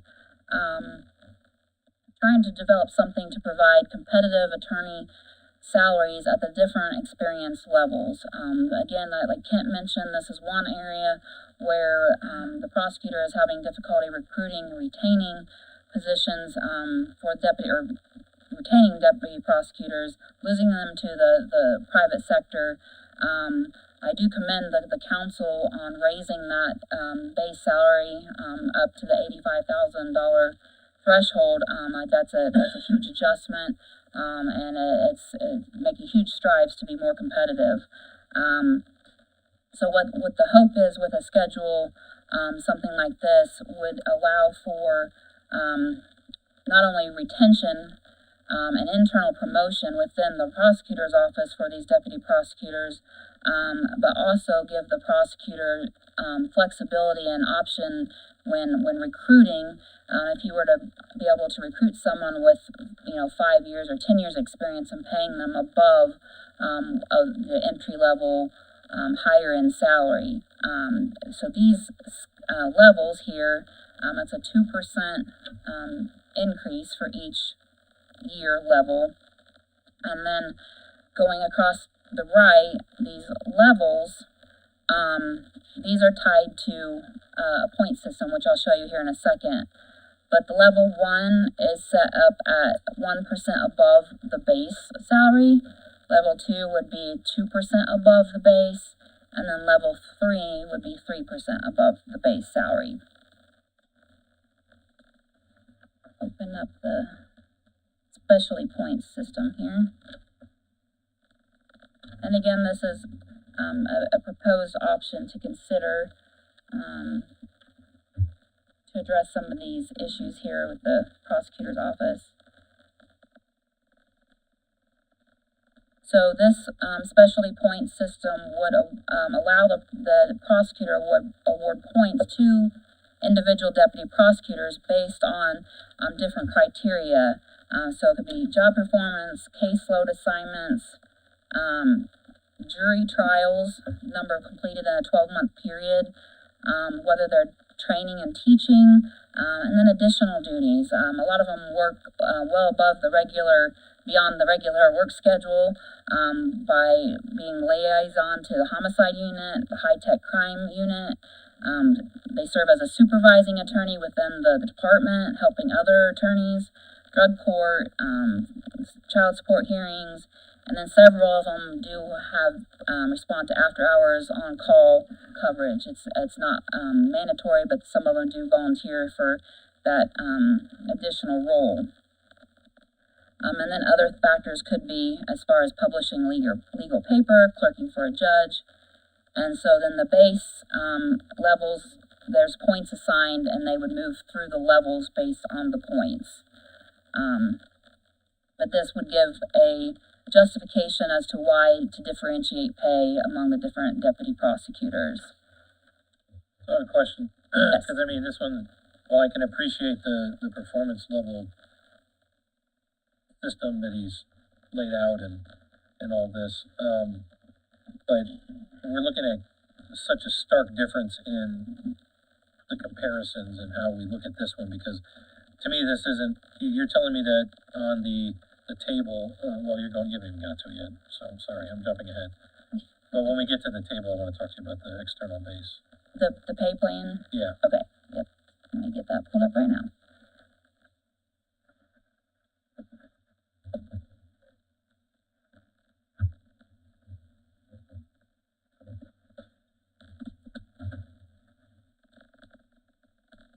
Okay, so this shows, so what we have done, just to show an example of what the cost implementation would be, is that we've just utilized the base salaries, not the add-on levels, but just based on the individual deputy prosecutor years of experience, and paying them comparative to the external market for that experience. So, for example, the first deputy prosecutor had 7 years of experience, and on the pay scale, that came out to be the 97,638, which would be a 12,638 adjustment to place that individual deputy prosecutor on that pay scale. But it's not really telling us, it's not really giving us a comparison of the external salary itself. Right. Well, the range of the salaries from the base to Is that how the we got to this table then? yes, Was all based on the external? yes, So yes. A lot of other counties are doing it this way? yes. Well, not necessarily exactly this way. Some are doing it similar to this. So I've been working with prosecutors across the state and with the IPAC group, which is the Indiana Prosecutors Association. Sorry, I can't remember the exact term, but anyway, it's surveying and establishing different tiered pay systems. So they look different, but we've surveyed for the higher level deputy prosecutors all the way to the entry level, and so this is kind of what we pulled from those different external markets. Okay. It's just hard to see that. And I guess the other issue I have with this is that we as a council today can commit to the budget as assigned. We can't commit to those levels. That's exactly what I was The thinking. future. Yeah. So, And we've said that for every budget hearing, because I know we had different departments that come in with salary schedules, and it's like, we can do it this year, but it doesn't mean we can't next, or Right. future councils Right. can. but then every year that goes by that you can't do it becomes one more year you're trying to catch up somewhere down the road. So again, I think that that's the challenge with something like this. Right. Right. Not only that, they would have to have their level determined for the next year when we do our budget in September. So they would have to vet whatever level 2, 3, whatever they are, and put it in their budget. Right. And, then And what that would happens fall if on the they prosecutor. obtain that level in the middle of the year? They're gonna come and, want the pay increase, or I guess the council would have to have some rules set out for that, but that was my concern, is what Matt brought up, and how you would implement that when we have to budget for a certain number. Because there's a lot of fluctuations in this. Right, and you could set parameters of when that would need to be submitted and when those would be allowed. But this is a different group of, they do require a law degree, and they are enforcing laws. So it's just a different, group of individuals, and trying to recruit and retain, individuals to keep up with the caseload. We have found that the different prosecuting offices are trying to develop some sort of pay system to retain and recruit the qualified deputy prosecutors. So this is just an option for you to consider. That is an option, Eddie, but at the same time, it's not really, one, it's probably not feasible. And two, like, we're not really saying, okay, on average, a deputy prosecutor makes X. And then supplementally, you get a 10-year prosecutor in Wayne County making X versus somewhere else making Y. Like, I don't feel like that's easy for us to come to a determination, I guess. Okay. And something to talk about later, I Sure. guess. That's my opinion. And then I think that just leaves us with the probation. And this is just a listing of the probation officers here, as these positions are required to be paid according to the 2025 minimum salary, according to the Indiana Judicial Conference. Last I checked, the salary schedule was not out, but these are just what you have currently as your probation officers and their current pay. Sorry about my ignorance, but maybe Chuck can answer this. The fluctuation in numbers are based on what? Years of service. Okay. Yeah, they have a schedule that's years of service for each of the probation. Automatic increases by percent, I believe.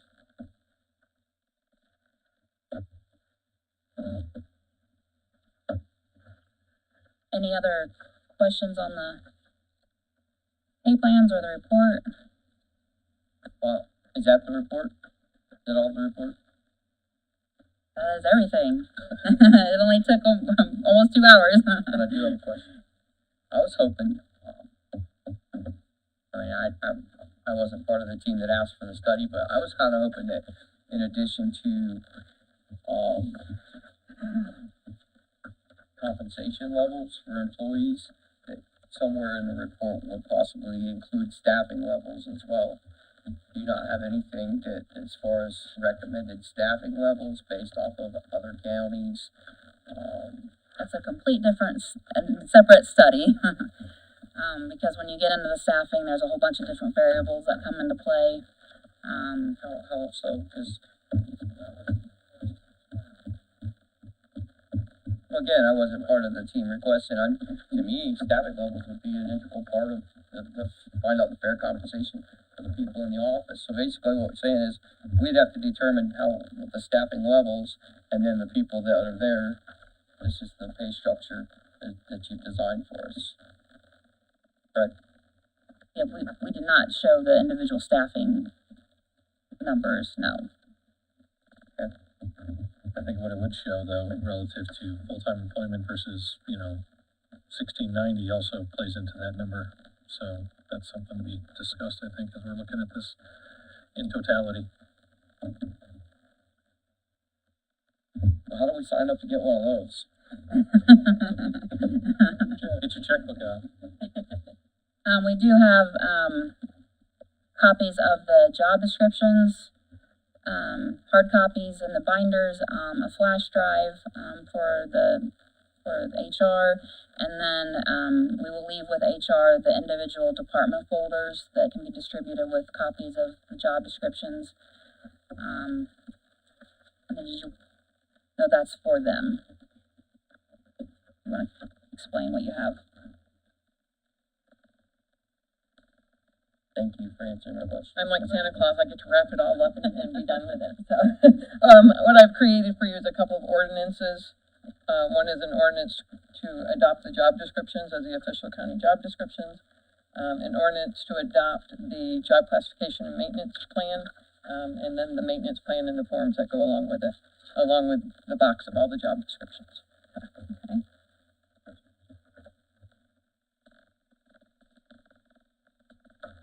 That was separate, right? That okay.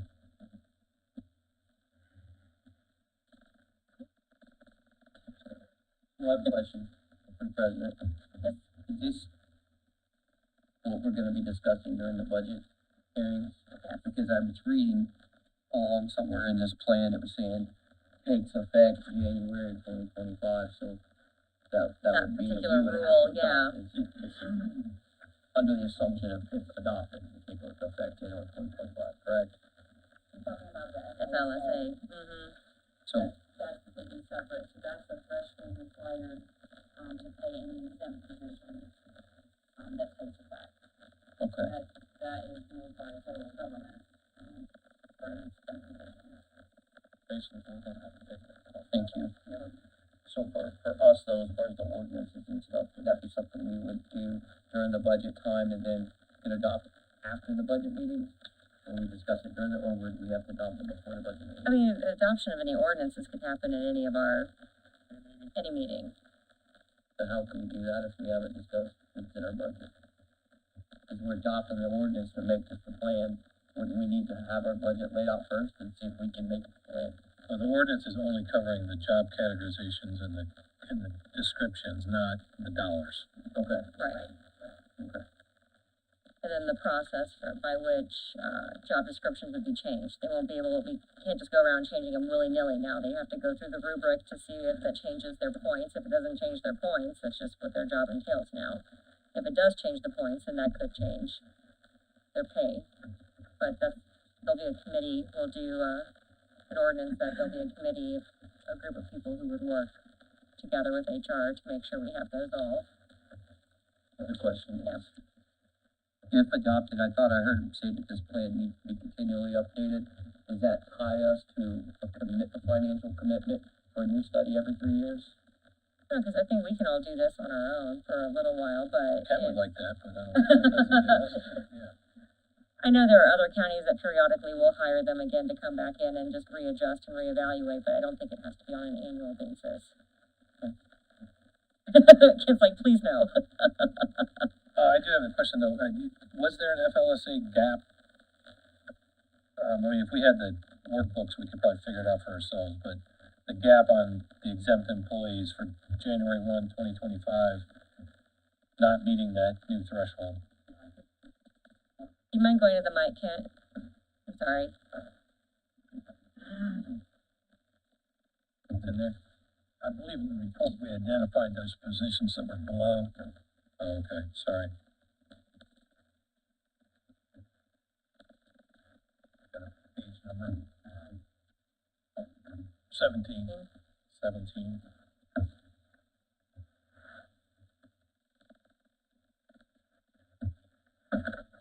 Yeah. Some of which are pretty steep, I think, in terms of numbers. But again, you're comparing that against a 40-hour work week versus. 35. What, they're using 35? No, in this analysis, Oh, but if you okay. think about what this FLSA requirement says, if you have to jump to 58, is there any accommodation for a 32 and a half hour work week? The federal government's looking at a full. So to have exempt employees only working 32 and a half hour weeks makes 0 sense. But I have another question. So if there's a position that, let's say during our budget session, we're disagreeing with the classification, the pay hike is significant. We agree with all the other positions and those pay increases, but that particular one, or particular two, or particular three, we don't think is justified. How would that be addressed with them still staying in the same classification? That's their bucket. So you're saying that it's either all or none? Well, they went through it's a pretty, I don't know if you have an example of that, like the rubric that you go through to put everyone in buckets. So it's like this criteria and this criteria equals this number, right? And so We're based establishing on, that to get away from that, right? right. And it's all done by, and that's why we have different You missed the ranges. beginning. I'm sorry. Well, I Go didn't ahead. miss it. I was watching it when I was walking in. Every Well, job about is the- point factored. Every job description is point factored. Yeah, so what the system does now for you that you don't have now is that by category, with the data you have, you can make different pay adjustments by job category. So for example, remember your LTCs were fairly competitive with the external market. So you could say, we're gonna move all the LTC positions to the external midpoint. But for the comments, you don't have the funds to make that same adjustment, but we wanna get them to the external range. So we're gonna move all the comma positions to the external low. You don't have to do the same thing for all the categories. But we would highly caution you on cherry picking positions within a job category or especially a classification level and treating them differently, because then you're going to be right back where you started with internal pay equity issues and possible discrimination liability if you're treating certain positions differently, especially if they fall into protected classes as far as a female, minority, age discrimination. All those things would come into play if you're not following the system and treating them the same as everyone else in that level. See, that's the part that gives me pause for concern, because I don't think necessarily they're all the same. Just because I get you've done your point system, but I was looking through and I just spotted some with my own eyes that, my personal opinion of being up here for 4 years, I don't think they're equal positions. And to say that it's either all or none in that classification, You gotta make sure kind not of to tough be, to swallow. what they said earlier too is this isn't about people, this is a position look, regardless of who's in that position. And So if it's, there's any Fully aware of that, but she bias associated with that, and we're not saying that they're comes into exactly play. equal, but they're similar. And so a lot of those ranges, I mean, there may be a 100 point range. So they're not all factored exactly the same, but they all got there using the same methodology, and they're similar enough that they should be paid in a similar fashion, is what our recommendation is. I mean, you said that their position's not based off the people, but what she just said was related to people. Age discrimination, sexism, those things. Those are people discriminations, not position discrimination. Well, no, if you So we can implement, say it's based off of the position, but the second that we make a move on it, then the opposition's gonna say it's based off the person. no, once it's implemented, you're implementing it as a standard. Once that standard is implemented, then you have to treat them equally. That's, That's if you choose not to implement it, then you can avoid that by not having it. Yeah, that was my question. My question was, does it tie us in to having to treat all those positions in that classification Yeah. equally? Yes. And she answered yes. Put it another way, Ryan, failure to adopt the pay scales based on that point system does not absolve you from the potential liability of a discrimination suit. So you're not tying your hands in order to be free of that potential liability. That liability remains either way. It's just, I think if you then start cherry picking positions within those pay scales, you've greatly increased your potential liability, but the liability is there regardless, depending on the individuals in those positions and whatever the facts on the ground may be. And that's a good explanation. I just think it limits our ability as a council to determine the set pay rate for positions as we've done in the past. And I get it, the point is to move away from that and have a structure. I'm just pointing out the obvious, that that's a significant difference in what we've done before. That is true. How many counties are adopting this again? The number's quite large. Like 80, I 80 think. of the 92. We've worked with over 80 and at least 60 have adopted this system. I think it'll be a matter of getting through it for a year or two, and then it'll be, I think, easier. Yes, Hopefully. yes. The initial implementation is the most challenging. Is it perfect? No, but this system does allow for accommodation of new positions, for positions to be reviewed if something changes. It's a system. It is a system, and it gives the council, right now, you can't justify why, Susie's getting paid $5,000 more than Joe in certain positions, because you have no system. All you have are job descriptions, but you don't have a system that can explain or justify why those two are making $5,000 difference, and then they're in the same job, or a similar job. Now you have a system, if you adopt it, that would be able to to defend and justify why, the jail cook is paid up here and the jail correction officer is paid at a higher level. It's based on just certain factors and criteria that are in your system.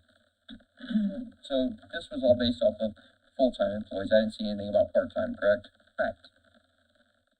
So if me as a council member, we did look at something when we were going over positions during the budget time, maybe we have to save some money, trim some money, and we make decisions all the time as a council. We'll make this position a part-time position. Maybe we'll eliminate this position through someone retiring or not filling an open position. We've done in the past is we've taken a position, it doesn't necessarily justify being a full-time position, make it a part-time position. How would that factor into the classification? If we took a position and during our decision-making during the budget, made that position a part-time position? If the job duties are the same and they haven't changed anything except the hours, then the pay rate we would recommend that be paid the same pay rate for that classification level. So just think of it, if you had a paramedic and they're getting paid $18 an hour, and that's full-time, you cut them their hours to part-time, you'd still pay them, they'd still fall on that same level, they're doing the same job, just at working less total hours. So you're really you're cutting the total hours of the week. You're not cutting the hourly rate, because it just knocks it down from Correct. 40 to 32. For those equivalent. Now, if you have part-time a is. new position that's part-time that you're newly creating, we'd have to look at that to see where it would fall if you want it classified, if it's something completely separate. I do have one question, a maybe different way of going about it. So in terms of the actual point systems, were those based solely on the department heads or the elected officials providing you the depth of position that accumulated their points, or were those also based on external input. So the title of deputy clerk in the clerk's office, their points being 295 and, common A, they fall into common A. Is that based solely on what the, Rick gave you, or is that a point system that's based on external force? Does that make sense? Like, were those positions were these categorized A, B, C, D based on just the input of Delaware County? Or is everybody using kind of the same? Or is everybody using these positions in the same level, A, B, C, D? Larger counties are gonna have more specialties. Allen County's probably got 30 or 40 people works in the auditor's office. So that they're gonna have specialty jobs, so you can't just say, okay, we're gonna take Allen County, this and that. No. What we did was develop new job descriptions based upon the jobs that's being performed in the auditor's office right now, or the assessor, treasurer, whatever office it is, and getting that job information directly from the old job description plus a questionnaire. And on that questionnaire, it's more than just the duties. Those sections that are factored have specific questions that end up translating into the guide chart points. So the level of education, that's one. Responsibility, consequence of error. All those are factors that are part of that questionnaire. So it's not what Rick says it ought to be, it's what that job is. Plus, we have lots of counties to use as a reference to say, is this job about the same as it is here in Delaware? Is it different? So, it's not just the job title, which is another big no. Well, if I just call it this, then it's that. Well, the titles don't drive the factoring. But every job description is factored. And as we as a team factor those, we have them listed, and we'll factor 10 jobs and then go back and the first one, we factored this one higher because it had these elements. This one needs to be reviewed again. So it's a refinement as a factoring team to end up with a total. Now, you get jobs in that group that are factored in 100-point ranges. As Addie said, they're not all factored identically, but they're within that level, and that puts them in a pay grade. So sometimes you'll have a job come back to you and you'll say, well, this job needs to be refactored. This person's doing this, this, and this. It wasn't included in the original job description. This needs to change. Okay, let's take a look at it. It may go up 20 points. But if it's at the bottom of the range, that 20 points is going to keep it within that same classification. All that level. detail of that methodology is going to be included, and that's what this ongoing committee potentially would be weighing in on. Exactly. When changes are being asked. Yeah, so the system you have is customized to Delaware County, to your jobs. Even though we can have some comparisons to other counties, but I think it is customized. The number of, comment levels is based on your specific set of comment positions. Same with Pat, but I think if you look at other county systems, you'll find that public health nurse is going to be factored and paid higher than an environmental health specialist. So some of those things, the rank structure would still follow, and the pay for the market. But the classifications and the groupings may differ a little bit because of the composition of your individual positions here in this county. I have another question for you. Mr. Irwin said something earlier I wanted to get back to after the report. So you had mentioned that, I think you said it as well, we're the only county in the entire state that does the 32.5-hour work week. And I believe that come around, I think a couple years ago, 10, 20 years ago, whatever, they tried to go to a 4-day work week. And after a few months, they figured that wasn't going to work. So they went back to a 5-day work week. And then people got used to working for the same pay for 4 days, and they didn't want to work 5 days. So somewhere along the way, somebody made the easy decision and copped out and said, okay, well, we'll pay your salary off of a 32.5-hour work week instead of making the tough decision right then and there and say, it is what it is, you gotta work 5 days for the same money. And now we're left to deal with it. And you said we're the only county that does it. Is there a mechanism in here that gets us back on track to where everybody's back on the 40-hour work week? The commissioners. That was voted by the commissioners years ago, and what it was is we used to get paid for lunch, now we don't. I know the commissioners, but I think the commissioners are the ones who asked for this study, so is there a We mechanism? did, Ryan, the council did. Is there a mechanism in place to request that, to do this same salary study and apply it to a 40-hour work week? Well, we broke everything down by the The math hourly there. rate, so you can apply that if the commissioners council would decide that the positions are gonna work more hours, that rate would just be multiplied by the annual hours worked. So I think it's, So they'd make more money, Yeah, because they'd work 8 hours more. because you do have some positions in comment and, other categories that are working more than the 1690 annual. You have positions in EMS and highway and the sheriff's department that are working the 40-hour work week. So we have shown that salary adjustment for those positions. So you wouldn't have to do anything new as far as with the data you have. You would just have to adjust the annual hours to show what the actual salary adjustment would be. Because your study was based off hourly rate, so it really wouldn't impact it. We would have to adjust that for 40 hours. We made If that our adjustment. commissioners made that decision. We made that adjustment going in because we knew the work hour. So it is built in. Okay, that's yeah, what I we wanted to know. specifically asked for that because that is a pain point for us, because some of the offices are 40 hours, and the others are 32 and a half, and just trying to keep track of all of that. I wanted to see that an hourly rate. That's an easy adjustment then. Well, Go the up math, the the math hourly is rate. easy. Math, Yeah. coming up with money is a whole other deal. Yes. The math is easy. Is the cost of living factored in anywhere? The Cost of living increases or anything? I mean, how do we accommodate for that, or is that just something we have to factor in?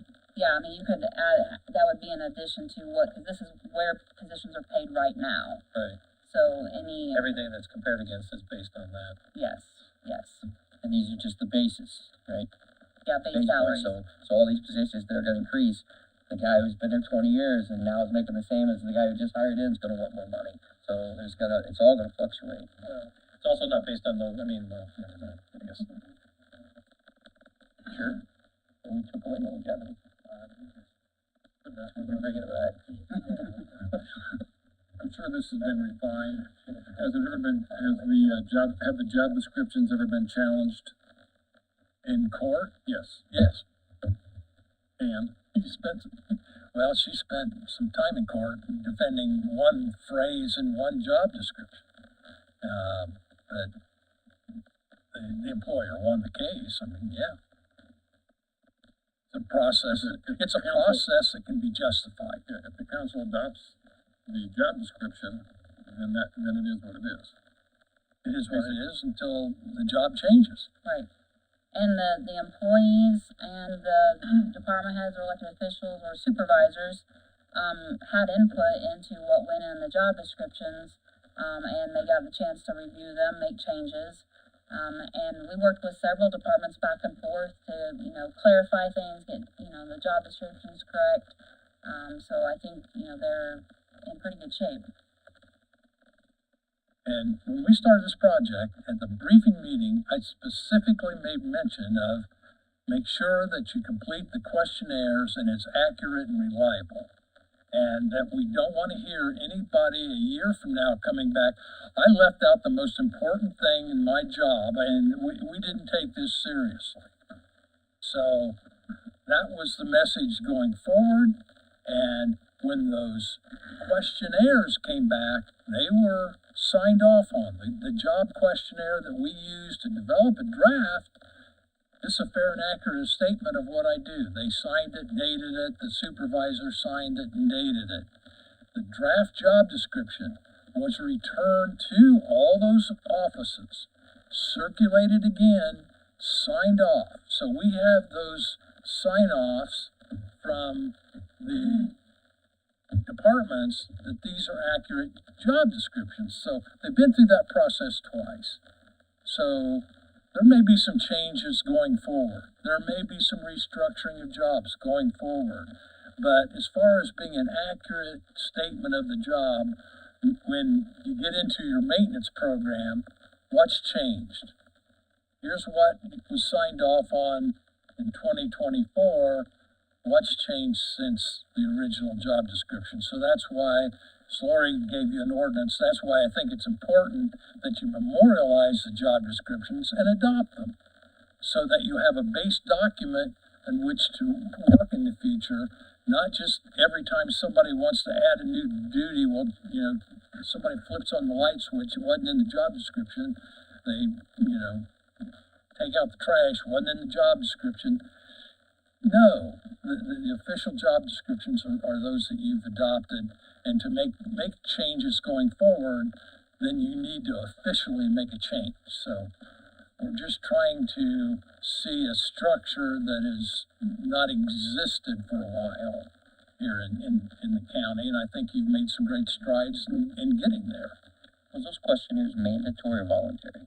Pardon me? The questionnaires or the employees filled out, was it mandatory that everybody fill one out, or was it voluntary? I'm just trying to figure out how many you got back. If you got back I think 500, we got them all back. so the well, mandatory then. Great, participate. Yeah, we had great turnout, input. So everybody filled it? Yeah. Well done. And I believe they met with all the department heads, or at least spoke with them at some point in time during the project. Awesome. Some of them multiple times. Officers were very cooperative, answering our questions. Honorable Judge Cannon, you spent a good couple hours with us and talked to the sheriff and others. I mean, everybody was very forthcoming. Well, thank you. All right, we'll have you guys stick around, because I do have, opportunity for the elected officials and department heads if they have any questions. Who wants to hop in? No. No. I don't believe it. So I just want to understand, this was based on 2024 salary numbers from different counties. This does not take into account, we're putting together our 2025 budget. This doesn't take into account any cost of living adjustments to any of these salaries in other counties, correct? That's a correct statement. My understanding. So should we take that into consideration when we put our budget requests in, I guess is the question. Just asking the This question, movie was before.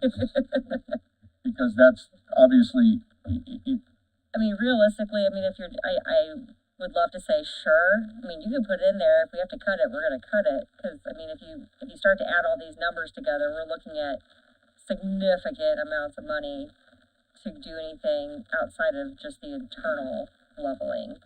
Well, significant. So, I mean, like we were talking at our council meeting a couple weeks ago, you can always put more in. You can't add more. that's fair. That was my. Can I make a recommendation, Director Cummins? These are base, salary-based levels. We were talking just a second ago, there's gonna be employees that have been there 10 years, truck driver 15 years, 20 years. There's currently on our 2024 salary, we already have it built in where if this guy's been there 5 years, he makes $1,000 more. If this guy's been there 5 years, he makes $1,000 more. If it was me as the department head, I would go off this base level, and then for those employees that got 5, 15, 20, 25 years, for your budget, I would put those increments in there that you want, and then it would be up to us to decide if they stay or not. And figuring like longevity too, right? Because there's some folks that do have longevity that may not be displayed here. So Yeah, this is the starting this is just point. the base. Fair enough. Yep. Any other elected officials? Department head? Judge? And maybe this was covered, but just a point of clarification. Are the department heads going to get a copy of this report so that? No. Tim has everything. Okay. And the job description. And the spreadsheet. Yeah, okay. So it'll be helpful, you know, Sure. sitting down and Yep. looking at the numbers, give those taking notes. Yeah, 'cause you really gotta be looking at it to understand it. If Yeah. you're just listening to it, It'd go, after 5 minutes, sounds like gibberish. I just wanna make sure that you didn't Yep. have. Anyone else? No, any public? No, didn't see any emails come in, so council, your last chance for comments. Thank you for the study. Yeah, no, this has been great. This has been something that's been a long time coming, and I'm glad that we were finally able to get this started, and have some data for everyone to work with. And then I'll once say you get something your, real quick. oh, yeah, sure, auditor. I just wanted to thank, the entire group. Under this process, there was a lot of time spent gathering all the information, and we spent a lot of time with Kent and Lori and Addie and the entire group. But during that process, we learned a lot of things, and even though Pam and I discussed some of the issues or concerns about the inequities, I think they found a lot more than what we anticipated. And I think it shows those inequities that, we thought. I think it's gonna be challenging for the council to address those, but that's the reason you're elected. Right, So, that is true. Yeah. No, but this gives us a good starting and point going forward, I to think work those there. ordinances they presented are gonna be extremely important. It's gonna make your jobs easier, and it's gonna make the employees feel much more comfortable with understanding that their job classifications are in these certain groups. And there's none of this, he got paid or she got paid more or less. It addresses all those issues, so going forward, if you adopt those and you keep that, committee going forward, looking at those changes, and prevents anyone from making, job description changes on the fly. This shouldn't get out of hand. That's what happened. I mean, this was done 10 years ago, and it's just never maintained, and it's got off the rails. So I think if that maintenance group or that committee gets together and is organized and we keep going forward with that, then I would suggest bringing them involved, especially for the first couple of years, in those meetings to help guide us and make sure we're following, what that committee should be doing. That just, it's gonna be less expensive going forward, and if we keep them maintained, sorry, but we won't need your services as much and have it reviewed. I think that's eventually what will happen. So, thank you for your help. Appreciate you, Chase, for what you just said as well, and pointing out the differences in equities in some of the positions. I think it also shows that this body was going in the right direction on a lot of the increases that we've done over the last couple of years, particularly for some of the correctional officers, the sheriff deputies, Public defenders. public defenders and the prosecutors, deputy prosecutors. They weren't that far apart when it really showed we're compared to everybody else, so shows everybody's moving in the right direction. We're getting there. Well, and I just like that this gives us structure. I like having a structure and a plan, and I think we have a more clear path moving forward. Did we get an electronic version of the ordinance? Yeah, we can send that over. I'll send that with the Excel spreadsheet. Thank you. All right, so we'll be seeing each other here in a couple weeks. Our next meeting is Tuesday, June 25th at 9 a.m. With that, I'll entertain a motion to adjourn. So moved. Second. Motion by Dan, second by Ryan. Roll call, please. Ms. Flanagan. Yes. Mr. Hughes. Mr. Mokel. Yes. Mr. Webb. Yes. Mr. Wyatt. Yes. Mr. Cantz. Yes. Ms. Piper. Yes. All right, we're adjourned. We'll see you in a couple weeks.